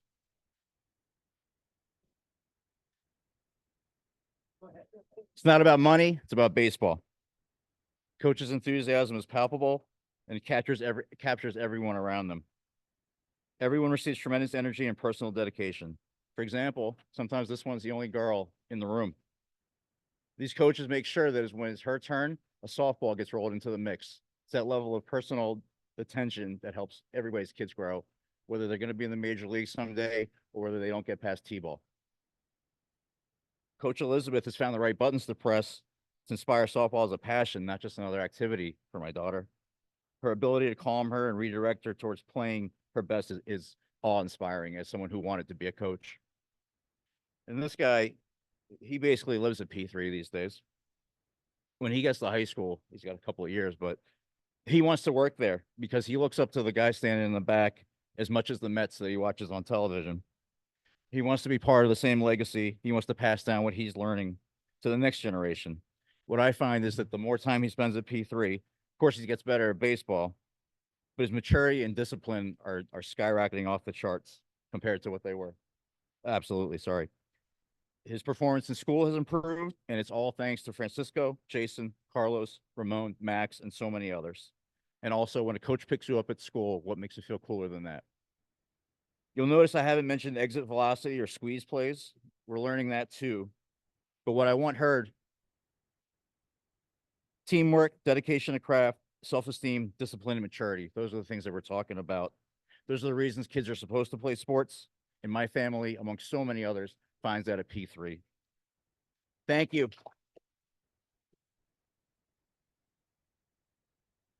The other Josh? The other Josh. I'm going to be really brief because I think so much has been said so beautifully about this place. And I think what's really clear for Noreen, hopefully, you know, you can hear me, it's just, I think you see how vital this place is to the community. And it's not replaceable.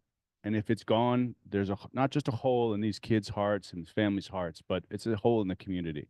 And I hope you feel that as you're making your decision, you're going through this process. Seeing Jason here giving that speech, I mean, what this place means for my son echoes what all the other families have said today. And I'll just remind you, you know, in your mission statement, provide free and or low-cost recreational, educational, and cultural opportunities for the public. That is what this place does, and it does it well, and it's done it for a long time. And I just ask you to please consider it and know that we really need this place to stay as a baseball place fully, so that we can keep our kids there, going there, supporting one another as a family. And that's it. That's all I want to say. That's under 2 minutes. I got it.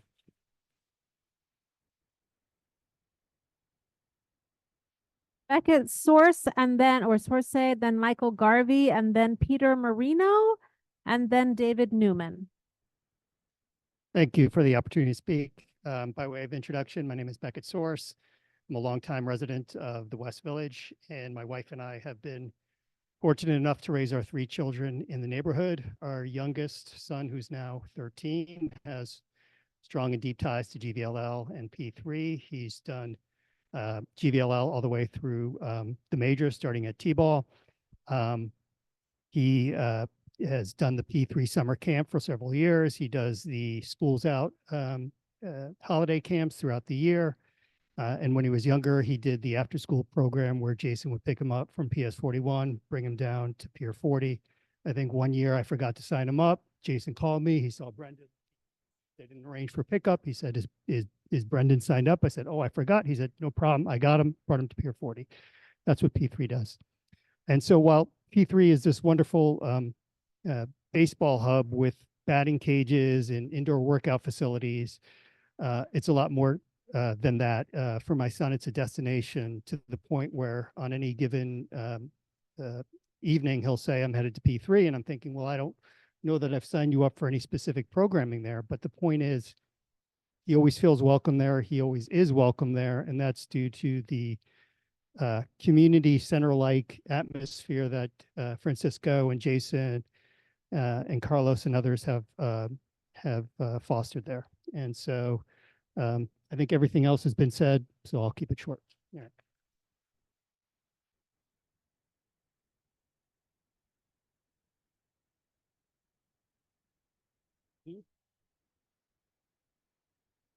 Hey, everybody, Mike Garvey, long-term West Village resident. We raised 3 kids who've grown up going to P3, after-school programs, summer camps, training clinics during the week. I think everybody has said it right tonight. I think that what you're hearing is that the P3 facility at Pier 40 is part of the soul of this community. There's not many places I would say that about, but P3 is one of them. And if that part of our soul goes away, this community would be devastated. I want to pick up on some of the continuity legacy points that have been made. P3, I mean, we've been here since the late 90s. P3 has been here all that time. It's been around for decades. It's been the home base for youth baseball and softball in this area from before there was a Hudson River Park Trust, from before 9/11, back when, you know, there was still meatpacking in the meatpacking district. This is part of our community history. And it's a dangerous thing to play with. This is part of the fiber of our community. I can't tell you how many families I run into all around the city who've raised children in the West Village who are now grown. And you talk to them, and so many of them bring up the P3 facility. They get a sparkle in their eye, and they talk about, hey, is that P3 facility still there? My kids love that place. I remember Francisco. I remember Jason. Is it still there? Are they still doing the summer camp? You have 10 more seconds. Sure. It's already been said what an amazing training facility it is. I'm not going to go into that. It's also a place where parents gather, drink coffee, talk about baseball, gripe about all the practices and games they have to go to with their kids. I don't know where we're all going to go if the P3 facility closes down. And Thank you. You need to wrap it up. yeah. And then last thing I'd say is the history. You know, the walls of P3 are filled with photos of old teams, of players who've come through P3 and gone on to play college and baseball. It's a time capsule. Thank you for very baseball.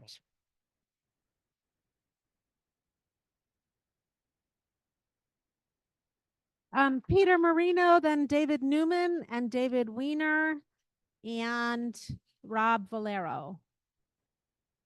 Hi, thank you. My name is Peter Marino, Greenwich Village native, longtime resident, small business owner, past president of GVLL, and I've recently become the new executive director of P3.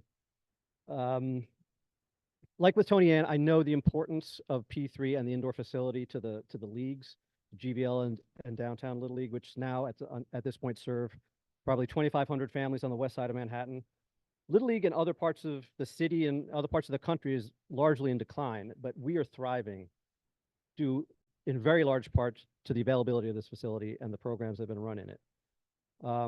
Others have spoken about the after-school programs, the summer and holiday camps, the value of which is really unmatched. The summer camps cost an average of $60 for 9 hours. Even before joining GVLL, we put our older son in P3 after school when he expressed an interest in the sport. And he learned so fast. He was soon playing majors. He was playing on the travel and tournament teams, played in middle school, high school. He's playing in college now. And now he's coaching as well. He's coming back to P3 to coach. He started volunteering in high school. He is now pretty much his first paying job this past summer coaching. You can see how P3 in this facility is a self-renewing community. It's passing the love of baseball and softball on to generation after generation. The affordability of these programs is the direct result of being able to utilize a space held in the public trust and dedicated for youth baseball and softball programming. Without this indoor space, these programs like P3 couldn't exist. Like others have said, you need indoor space for baseball and softball year round. And of course, like Mike was just saying, a historic community resource would be lost. There's no other space like this in downtown or anywhere in the city really where a program like P3 could exist and thrive and serve the number of kids it does. The space needs to remain dedicated to youth baseball and softball, and P3 needs to continue to operate it. Thank you.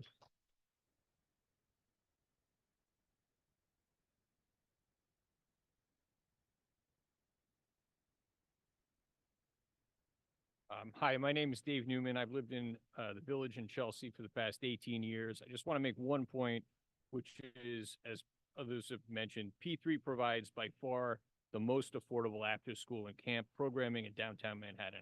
My kid's first experience at P3 was summer camp the week before Labor Day in 2020. You all can maybe remember, if you haven't blocked it out, how hard it was to find someone to watch your kids at that time during the pandemic, let alone do an activity like baseball. P3 was open for baseball camp. I signed up my sons who were then 5 and 6 years old. 8:30 drop off, as has been mentioned. You can pick up your kids at 5 o'clock. I looked it up. It was $450 for the week for one kid with a 10% off for the second kid. That was 5 years ago. We know how much the cost of eggs and everything else has gone up in 5 years, but not P3. It's still $450 for 1 week for this summer. If you sign up for multiple weeks, it's $400 or less. If you already signed up at the early bird rate because you got your act together in February, $300 per week. This is summer camp from 8:30 a.m. until 5 p.m. Compare that to the other options that exist downtown. I mean, this is scary to say, but I looked it up. A week of sports camp at Chelsea Piers this summer, if you need to pick up your kid after 4 p.m., is $1,280 for a week. Okay, sports are expensive. Sports facilities are expensive. What if you want to have your kid just, sit in the cafeteria at PS33 and play chess, which my kids have done too, which is a great summer program. That's an early bird rate of $569 per week. Forget any kind of enrichment activity or sports. I don't know where besides P3 you can find reliable all-day childcare for less than $10 per hour, or an after-school activity for $15 an hour. This is a service that's open all summer, every school holiday, every school break, and unlike so much else in the city, it's actually affordable for parents. Thank you.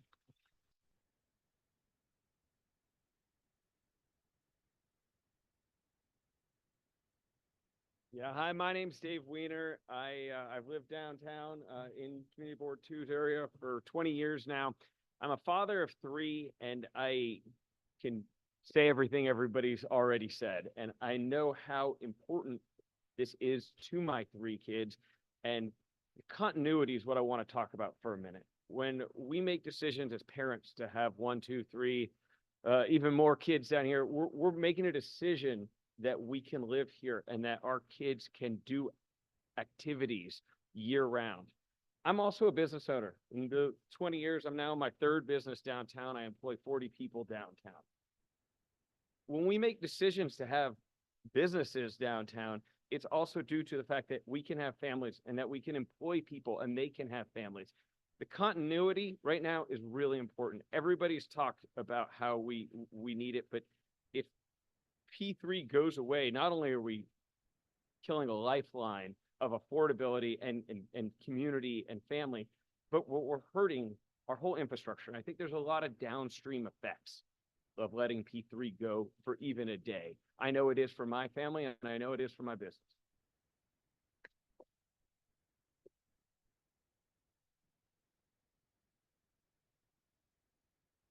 Rob Valero, then John Brown, and Michael D'Angelo, and Ann Morris. And we're getting to the bottom of the pile. And then we'll go to some people online. My name is Rob Valero. I have an 11-year-old girl and a 10-year-old boy who are both part of GVLL and are on teams that I regularly coach. I also coach the Little League World Series team that Rob Law mentioned went on and on and on, which is a good thing. As a result, we've spent countless hours at P3.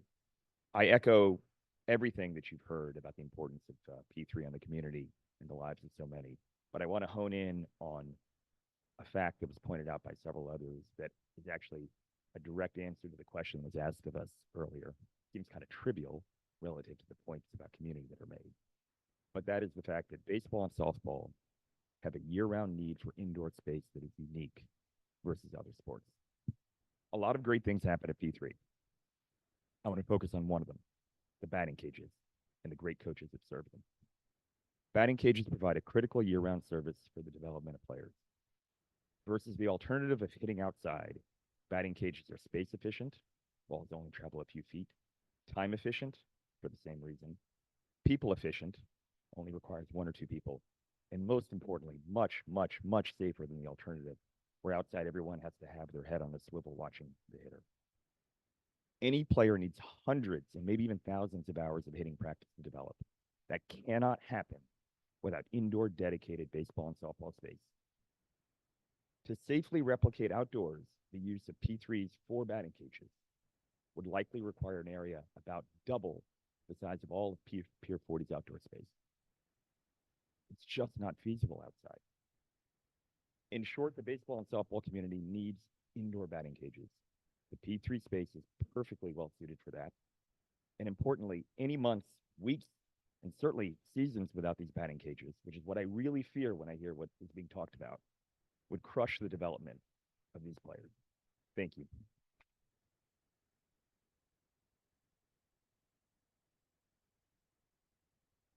John Brown, are you here?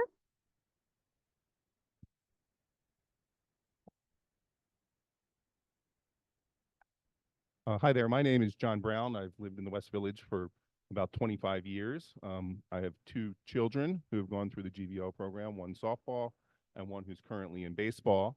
I'm a volunteer coach, and I want to make one quick point that's kind of was made by the speaker 2 before me, but It's implicit in what everyone is saying here today, and that's the role that P3 and the downtown baseball programs have in attracting families to downtown Manhattan and ensuring that families stay and remain in downtown Manhattan and raise their children here and build a community here. Very quick story, I've experienced this personally because several years ago, my wife and I, against our instincts, had almost moved to Pelham. And part of the reason, yeah, right. And part of the reason we did that is I grew up in a very rural community where baseball for me and softball for my sister were very large parts of our lives. And we could play it anywhere. The high school gym was open all around. We had fields everywhere. We had barns we could throw the ball up against in practice. I could hit a tennis ball, my dog would chase it and bring it back. And I thought to myself when I moved to Manhattan from that community, well, my kids will never experience anything like this. It will be impossible for them. And while we were in the process of deciding whether to move, I got a video from my son, who was then 5 years old, practicing with Coach Jason, who we've heard a lot about here today. And my son hit a home run. Yes, that means it went this far. He ran around the bases, and we got a video from another parent who was there because my wife and I were both at work. And in that video, I could hear my son giggling and laughing, and I could hear Jason egging him on and calling him Big Mike.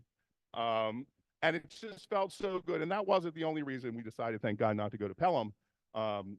But, you know, it was one of them. And I don't think that our story is still the only home run my son has ever hit, by the way.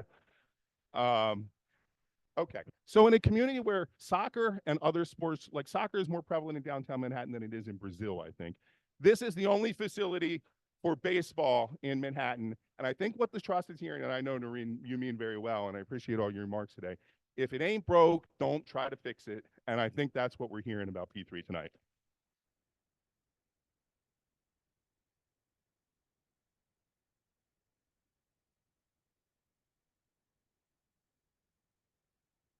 Let me just call up the other names too. Michael D'Angelo, then Ann Morris, then Stephen and Sarah, and Bravaris Moore. And that's the end of our in-room.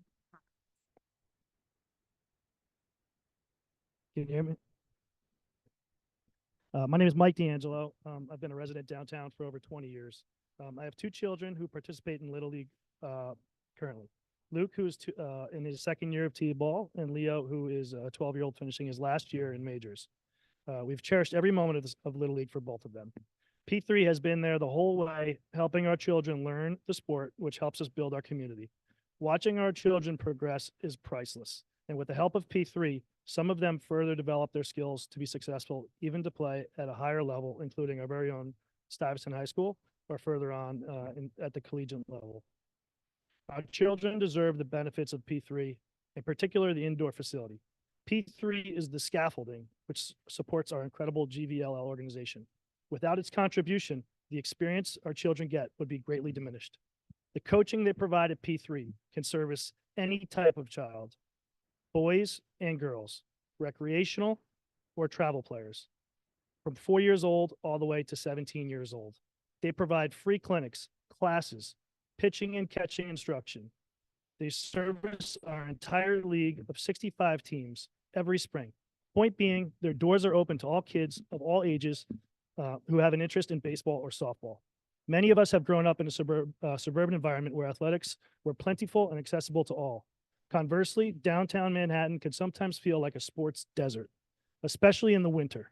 Let's not take away P3, one of the only sources of water, and maybe more importantly, a third space for many of our kids who lack one. I've heard that almost not sure. I've heard that GVLL has one of the largest catchment areas for Little League in the entire country. I don't know if that's especially true, but it makes sense considering we're living in the middle of the biggest city in the United States. Think about that. Now consider the limited green space and indoor space we have to service our kids' recreational needs and lack of proven programs that help our kids succeed in athletics. P3 is one of those places and one of those programs. Thank you.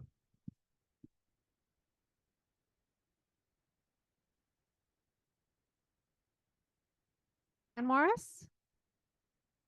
And Morris? Yes, no? Okay. Stephen and Sarah. Did I spell that right? Say that right? Stephen, what is your last name? Oh, Ancona, like the city. I know it. All right. Hi, everybody. My name is Steve Ancona. Living in the village for over 30 years. Started out here at NYU as a student when I was 18, and I stayed. One of the reasons I was able, and now I'm a professor at NYU, and I have a real estate company. I teach in the master's program at NYU in real estate. Everything that was said here tonight is true. My son started out in GVLL, and baseball for him was everything.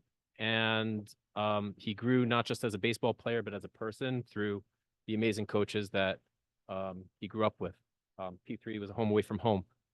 Everything that was said here is accurate. The point I want to make, my expertise is in real estate, and it just seems to me, what from the stories that I've heard and everything I've learned, that this seems to be like a major overreaction.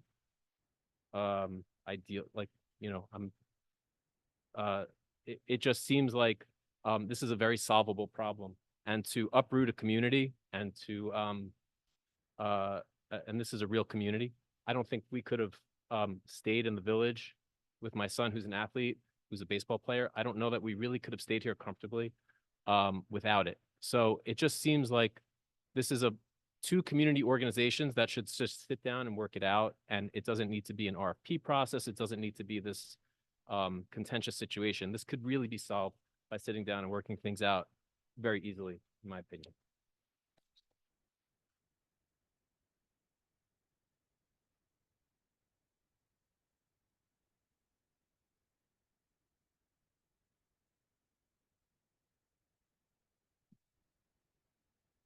Thank you. I'll be brief. I just wanted to drive home one point. So there seems to be an assumption that you can possibly find the best renter for this space with an RP process. And I question that because I feel like the quality of baseball is not the same everywhere. So my son started baseball when he was 5 years old and coaches pitch in Los Angeles. And he was one of the best on his team then. He was the one telling people what to do. And then COVID came and he lost years. He tried out for the first time in 5th grade, became the manager of the team, but couldn't play. No baseball then. He went to 6th grade, tried out, made the team, got no playing time, no baseball then. We found Greenwich Village Little League. So we came here in 2022. He got great coaching at P3. He got playing time. He grew, he developed. He went from seeing himself just as not an athlete to identifying as a baseball player. He went from being a bench rider to a power hitter, and that doesn't happen everywhere. So please think deeply about the assumption that an RFP can tell you what these guys are doing, because it really can't. Yeah.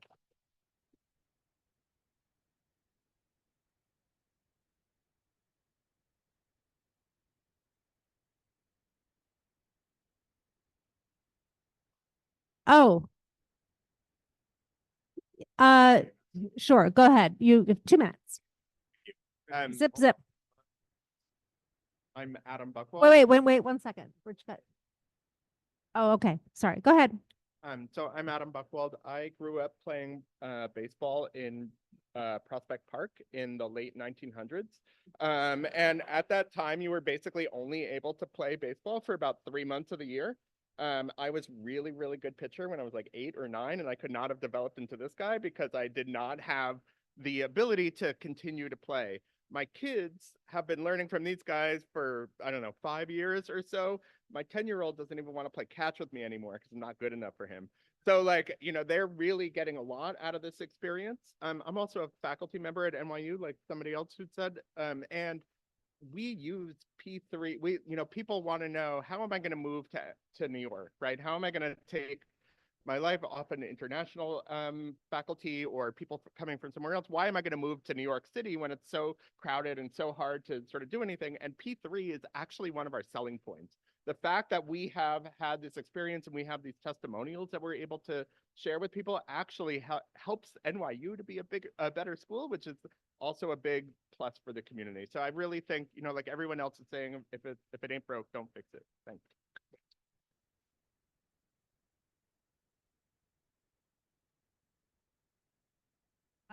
So can the following people on Zoom unmute yourself? Well, actually, we'll start with okay.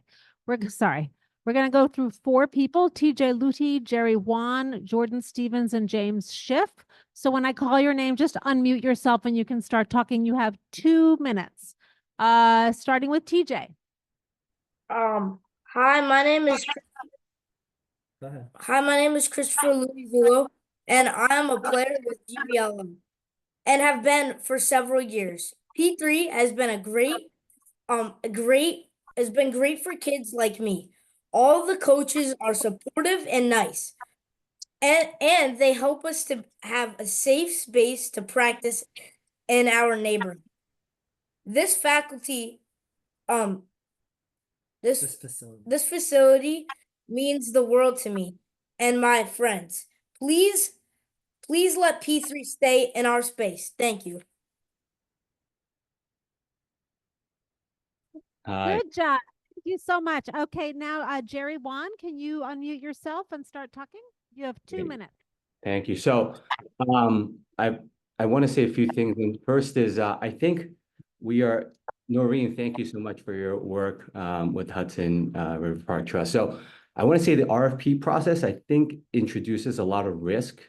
I think one thing we take for granted is that, from my perspective, I think we've been very lucky to find Francisco, Elizabeth, Jason, all the staff and all the coaches at P3. And I think this RFP process, we might lose them. And I think that's what's like shocking. And, when I told my kids that, P3 might disappear, the facility, they were shocked. They can't imagine how that's possible. To them, it's almost like a school or a library, and those are their teachers. And so the idea that like an RFP process or whatever can replace them, it just is it kind of goes along the lines of continuity and yeah. Additionally, I wanted to say actually that's all I wanted to say. Actually, I think it introduces a lot of risk. Do you guys want to say anything? Next, Jordan Stevens. Jordan, can you unmute yourself? And you have 2 minutes to speak. I don't know where you are. Sure thing. I'm here. So yeah, I'm Jordan Stevens. I live in Chelsea with my wife and 7 5-year-old boys. I grew up in West Texas, a place where sports are king. When my wife and I decided to make a life in the city, I accepted the fact that sports were unlikely to be as large a part of my children's lives as they were in mine growing up. When my now 7-year-old signed up for his first year at T-ball, I signed up to coach, and I've coached him every year since. And additionally, my wife coaches my 5-year-old. I quickly heard from coworkers upon signing up, just raving about how GVLL was the best run sports league in the entire city, even more than the expensive private leagues that some of their kids played in for soccer and other things. And P3 is a key part of that. For me to have the opportunity to coach my boys and be involved in a league that not only rivals, but made best in elite Texas Little League has been a joy I never expected to experience in IC. P3 is such a key part of that, and is the reason the quality of this league matches anything in the country. The coach to player ratio, individual attention and care is something that exceeds public programs, even in sports meccas like Texas. To find coaching that rivals this anywhere requires expensive private lessons or leagues. To even consider a process that could put that at risk is something that shouldn't even be considered.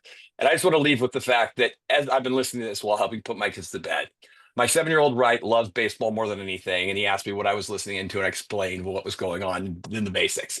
His only question was, what happens if P3 disappears? And he's sitting in bed right now waiting for me to come back and tell him, what I heard over this evening. So I think that kind of says it all in a nutshell. That's all for me. Very much. And last but not least, I beg your pardon. Second to last, but not second to least, James Schiff. If you can unmute yourself, you have 2 minutes to speak. Hi, James? I'm James Schiff, and I have a 10-year-old who's at GVLL, and he does fall ball, he does spring, he does the summer camp, he does the summer ball at night, everything he can. And it's just a really incredible place, but I want to give a little different perspective that some people hit on. I was born and raised in Greenwich Village, and I live there today. And my summer camp used to be the Children's Aid Society on Sullivan Street, and it was a real melting pot. Kids of all races, of all religions, of all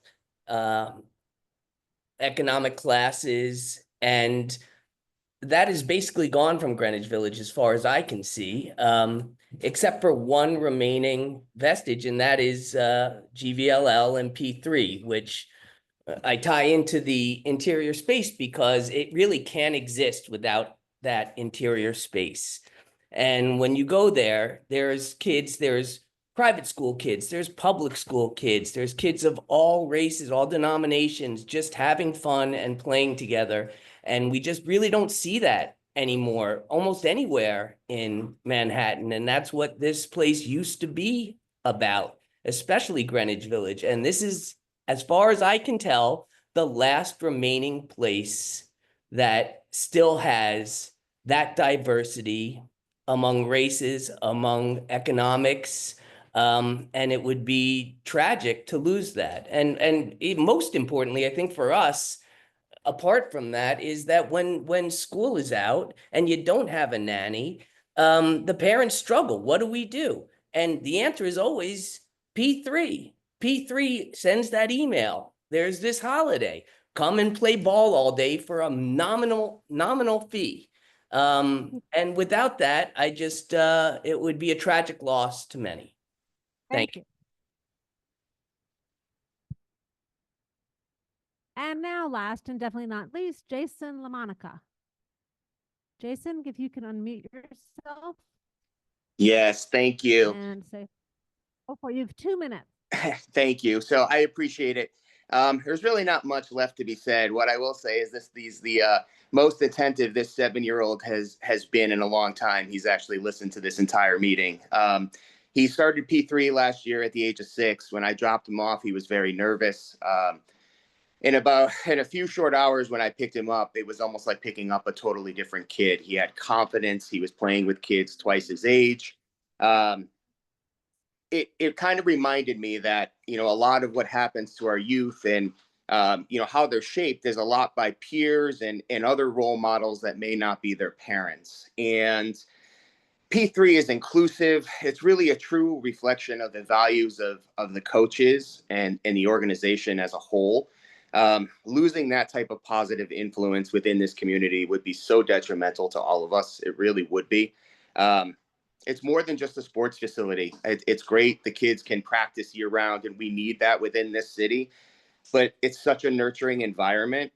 It shapes our children into confident youth, respectful individuals. Every time we go in there, there's not a kid that doesn't come up and speak to adults in a positive way. The coaches are so positive. I really think that we need to work this out and maintain this. Would you agree, buddy? Yeah. There you go. Thank you so much. Thank Good you. night, guys. Yes. Thank you. And thank you, Susanna, for managing. Yeah, for being. Okay, we had 40. I think we've had 43 speakers. We have a binder. I believe I've told there's 70 letters in here. The video of the meeting is recorded. Hopefully you knew that at the beginning, and it'll be available on our YouTube channel. And there's transcript there too, so you can go back through. Noreen, team from HRPT, anything else? I think we covered 2 things. We talked today about the goal. The community spoke about what sports they wanted to see in there, and then they spoke about P3. So then I guess the next steps will be the process continues. There'll be an RFP that's released, and we'll hear more about it. Right now, we go into the last part of the meeting. It's called a business session. I'm going to try to do that for the community board members off of this laptop. It's probably better to just do it off a laptop here. We can keep it up there and people can listen in, but we have no more questions. Frederica, do you want to ask your question? Can I ask a question of Noreen just to wrap up a bit? Yeah, is that all right? Yes, sure. Okay, Noreen, I just wondered, what will the RFP process actually entail? And will there be another opportunity for all the respondents to the RFP to advocate for themselves in the way that P3 has done? I mean, how do you intend to level the playing field for all the respondents? There's a question that why should we? And I can't hear you at that, if you're talking, so.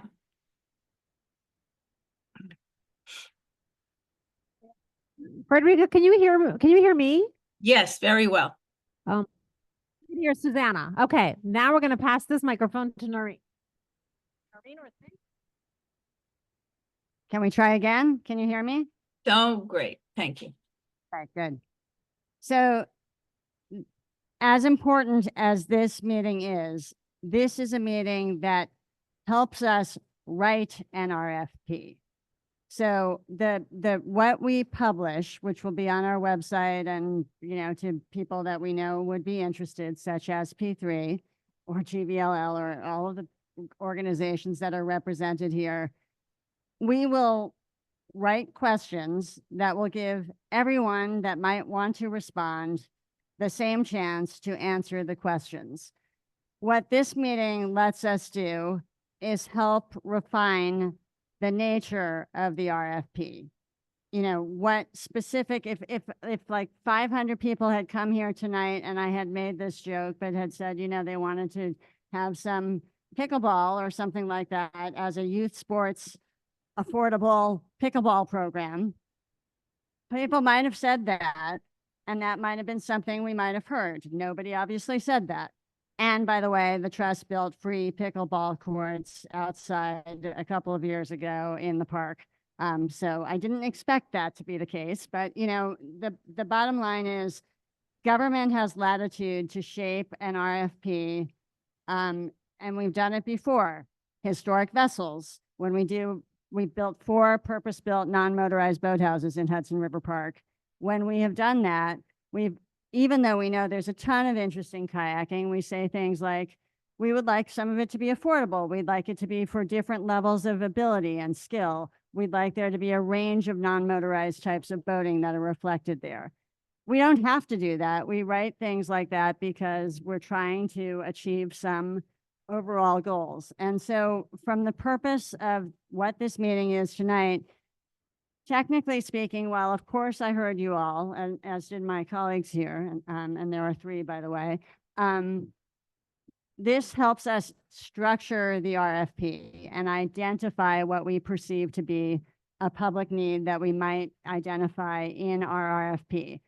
Anybody can respond to the RFP and the questions in it. And then it's up to us to take a look at the answers and see if people sort of did their homework. Did they tell us who they are? Did they tell us who they serve? And frankly, did they tell us why a free space should be available next to a ball field for a use that benefits a broad spectrum of New Yorkers, right? This is not meant to be like a great public space benefit probably is not a clinic for only elite players. I recognize that that might be a crying need for baseball, but for free government public property, that's probably not necessarily a benefit if it's only for 18 elite players, as an example. So we have, the goal, I get your question, Frederica, is it, level it for all potential respondents? It has to be that within the context of the RFP that's actually issued. It's not necessarily like the people are responding to the RFP we issued. Does that answer your question? Well, if you had reached every possible segment of the interested population and they had all had the opportunity to come today, then yes, I think it would have. But is that really the case? I don't think that's ever the case with anybody's government RFP of any sort, no matter what it's for. I think that the basic issue here is, in part, we are offering an indoor space next to a ball field. While the trust controls the ball field, I would imagine that an indoor space that had nothing to do with use of a ball field is probably not necessarily the best tandem of things. Like, somebody could have come and said they wanted some other sport that didn't need a ball field. I think the trust's perspective is, well, maybe that's not the best pairing of benefits. So I don't, with respect to your question, and I think it is an important one. We didn't set this up. I mean, this is not our meeting. It's the community board's meeting. It's the trust decision to decide what RFP to issue that we think has a good chance of serving a large segment of the youth sports affordable community, because that's our stated purpose even going into the meeting tonight. Okay, thank you. That does answer the question. Moving to business session. Thank you everyone we're moved on. We're done with questions. For coming here on a very rainy night and for sitting through this, I hope this, what is it, 2.5 hours? And thank you guys. Thank you coaches for coming, and thanks for not bringing cookies. I really didn't need them. But we'll post notes from this as well. There won't be a resolution for a report. Yeah. And community board members, please stay in the chat. We'll try to do it off this laptop.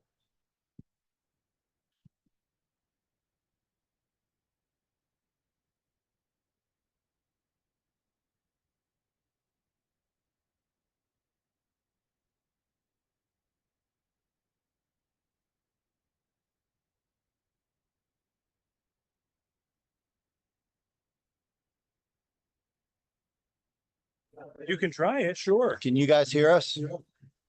Well, if you're gonna use that microphone and speaker. Yeah. Then I'm gonna have to mute all these other things. That's what I'm thinking. Yeah, let's try that. So shall I do that? Yeah. That became the apps. Let's try it right now. Well, you guys hear us? That's working really well there. Can you No, you're welcome. hear us? Yes. But we're not talking to you. Frederica, can you hear us through the laptop? Okay, good. Same here. Okay, who's there? Hi, Shirley. How are you feeling? Shirley, you okay? Bye. I'll make that. Okay. It's okay. Do you want his name? Yeah, please write it down. Okay, we have Everyone is welcome to stay. All right. Whoever can hear me. yeah, we're trying. So again, no resolution. We'll publish the notes. The video will be online. I think Welcome to stay. If you want to hear our conversation, we will not be participating with you guys. And if you want to chat, please go outside. okay. So we'll post the notes, the video, etc. Noreen, I thought it was good at the end. She said that the RFP will be tailored based on what they heard tonight and tailored to the fact that the space is near the outdoor field. I think one thing that's clear is that if P3 does not get the indoor space, they could still get the permits for the field, but people said tonight on a few occasions that P3 would probably not be able to survive without the indoor space. Great. This is Jefferson Parking Park. I'm sorry. I'm sorry, let me. Sorry. April, we have to do in April, yeah. I'm sorry. You guys there? Yeah. So Jefferson Parking Park, we wanted to speak in a while, and there's a misunderstanding. They thought they were on the agenda tonight, it's not. And I don't know how to make it happen. Sorry, yeah. Can you hear me? was it, Frederica? yes, was it clear to you I what need you to speak the- up a bit now. Me? Yeah. Okay, was it clear to you what actually occurred that caused this rift? Because that question was never really Yeah, answered. sorry. Sorry, just give me a second. Okay, yeah, here's we can see it on, we can see it here. We can see it. All right, Frederica, when you speak, we can see it on the transcript. Please go, Frederica. Was it clear to you what the problem was that caused this rift? Yeah, there was a issue where some construction was done in the space that was not approved. And that was debated as to whether or not they were given approval. They say They were, trust said they weren't, their permit has clear explanation for how that's supposed to be done. They didn't follow it.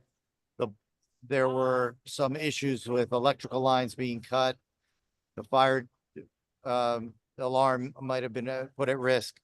So the trust of the board, Noreen's board, said that after 27 years, they had to do an RFP.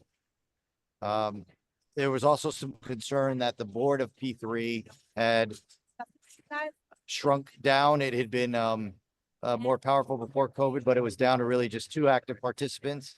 And so they said the P3 team had not, was not overlooking the operations of the space. And so they've said that there'll be a lot more people involved, and they've hired a paid for person to be executive director. Okay. Does that All make right, so sense? that could really benefit the organization. Letting you know for Next time then, if they would have that executive. Yes, they'll have a full board. Dan will be the executive chairman. Peter Marino will be the paid executive director. They have a bunch of other people who have said they'll step up. Okay. But the truth is, they had an issue with this construction, and they had the fact that their board had atrophied a bit. Thank you. So that's what was the cause of this. I mean, what Noreen had said, you might have missed it, is that all the other spaces come out every 5 years through a procurement process, including the boathouse. And it's time for this space to be included, but she promised that it's not going to be a rental thing, and it's not going to go to any use other than youth sports. Okay. I think it's, there seems to be obviously overwhelming support here. I think even if it seems very unlikely that any other RFP folks will be selected, it will be good to know what the demand is, so we can also consider that in any other concerns that come across our subcommittee and, ideas for what there might be need of in the district. Well, it sounds as if it needs to be polished up. The arrangement needs to be updated, and it's more professional. And going forward, it'll be more professional. And if another organization comes along in 5 years that, that makes a good argument, perhaps they'd have a stab at it. So it's good. It's really good. And can you hear me? I think this was a good example of the community board being a sounding board for a problem and adding value to the conversation. Yep. So thank you for that. Yeah, that was it. That was it. You got it. It was a sounding board for a problem and getting a forum for the conversation. Yeah, it was very good. You good. wanted to say something? Yeah, I would like to I want to get some clarity on what they actually charge. In one point, they said 200 for the whole season. Somebody said 450. Do you have any idea what their actual menu charges is? Yeah, okay. I think the confusion, there's a charge for Greenwich Village Little League registration, and then there's a charge for participating in P3 programs that are run outside of Greenwich Village Little League. Good, that's great. Yeah. Right. So, and the registration for both are often waived if people convey that they have financial challenges.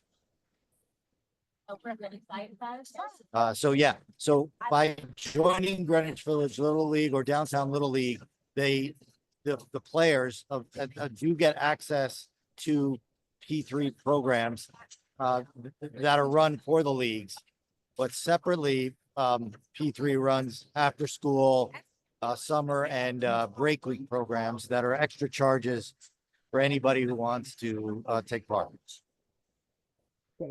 In addition, P3 also runs some programs outside of the leagues, Greenwich Village Little League, Downtown Little League, even Stuyvesant. They run it outside the league, and that's where they work with some other programs like the high schools and a thing called Gotham's, which is a elite baseball program. So they generate some revenue in that way. Yeah.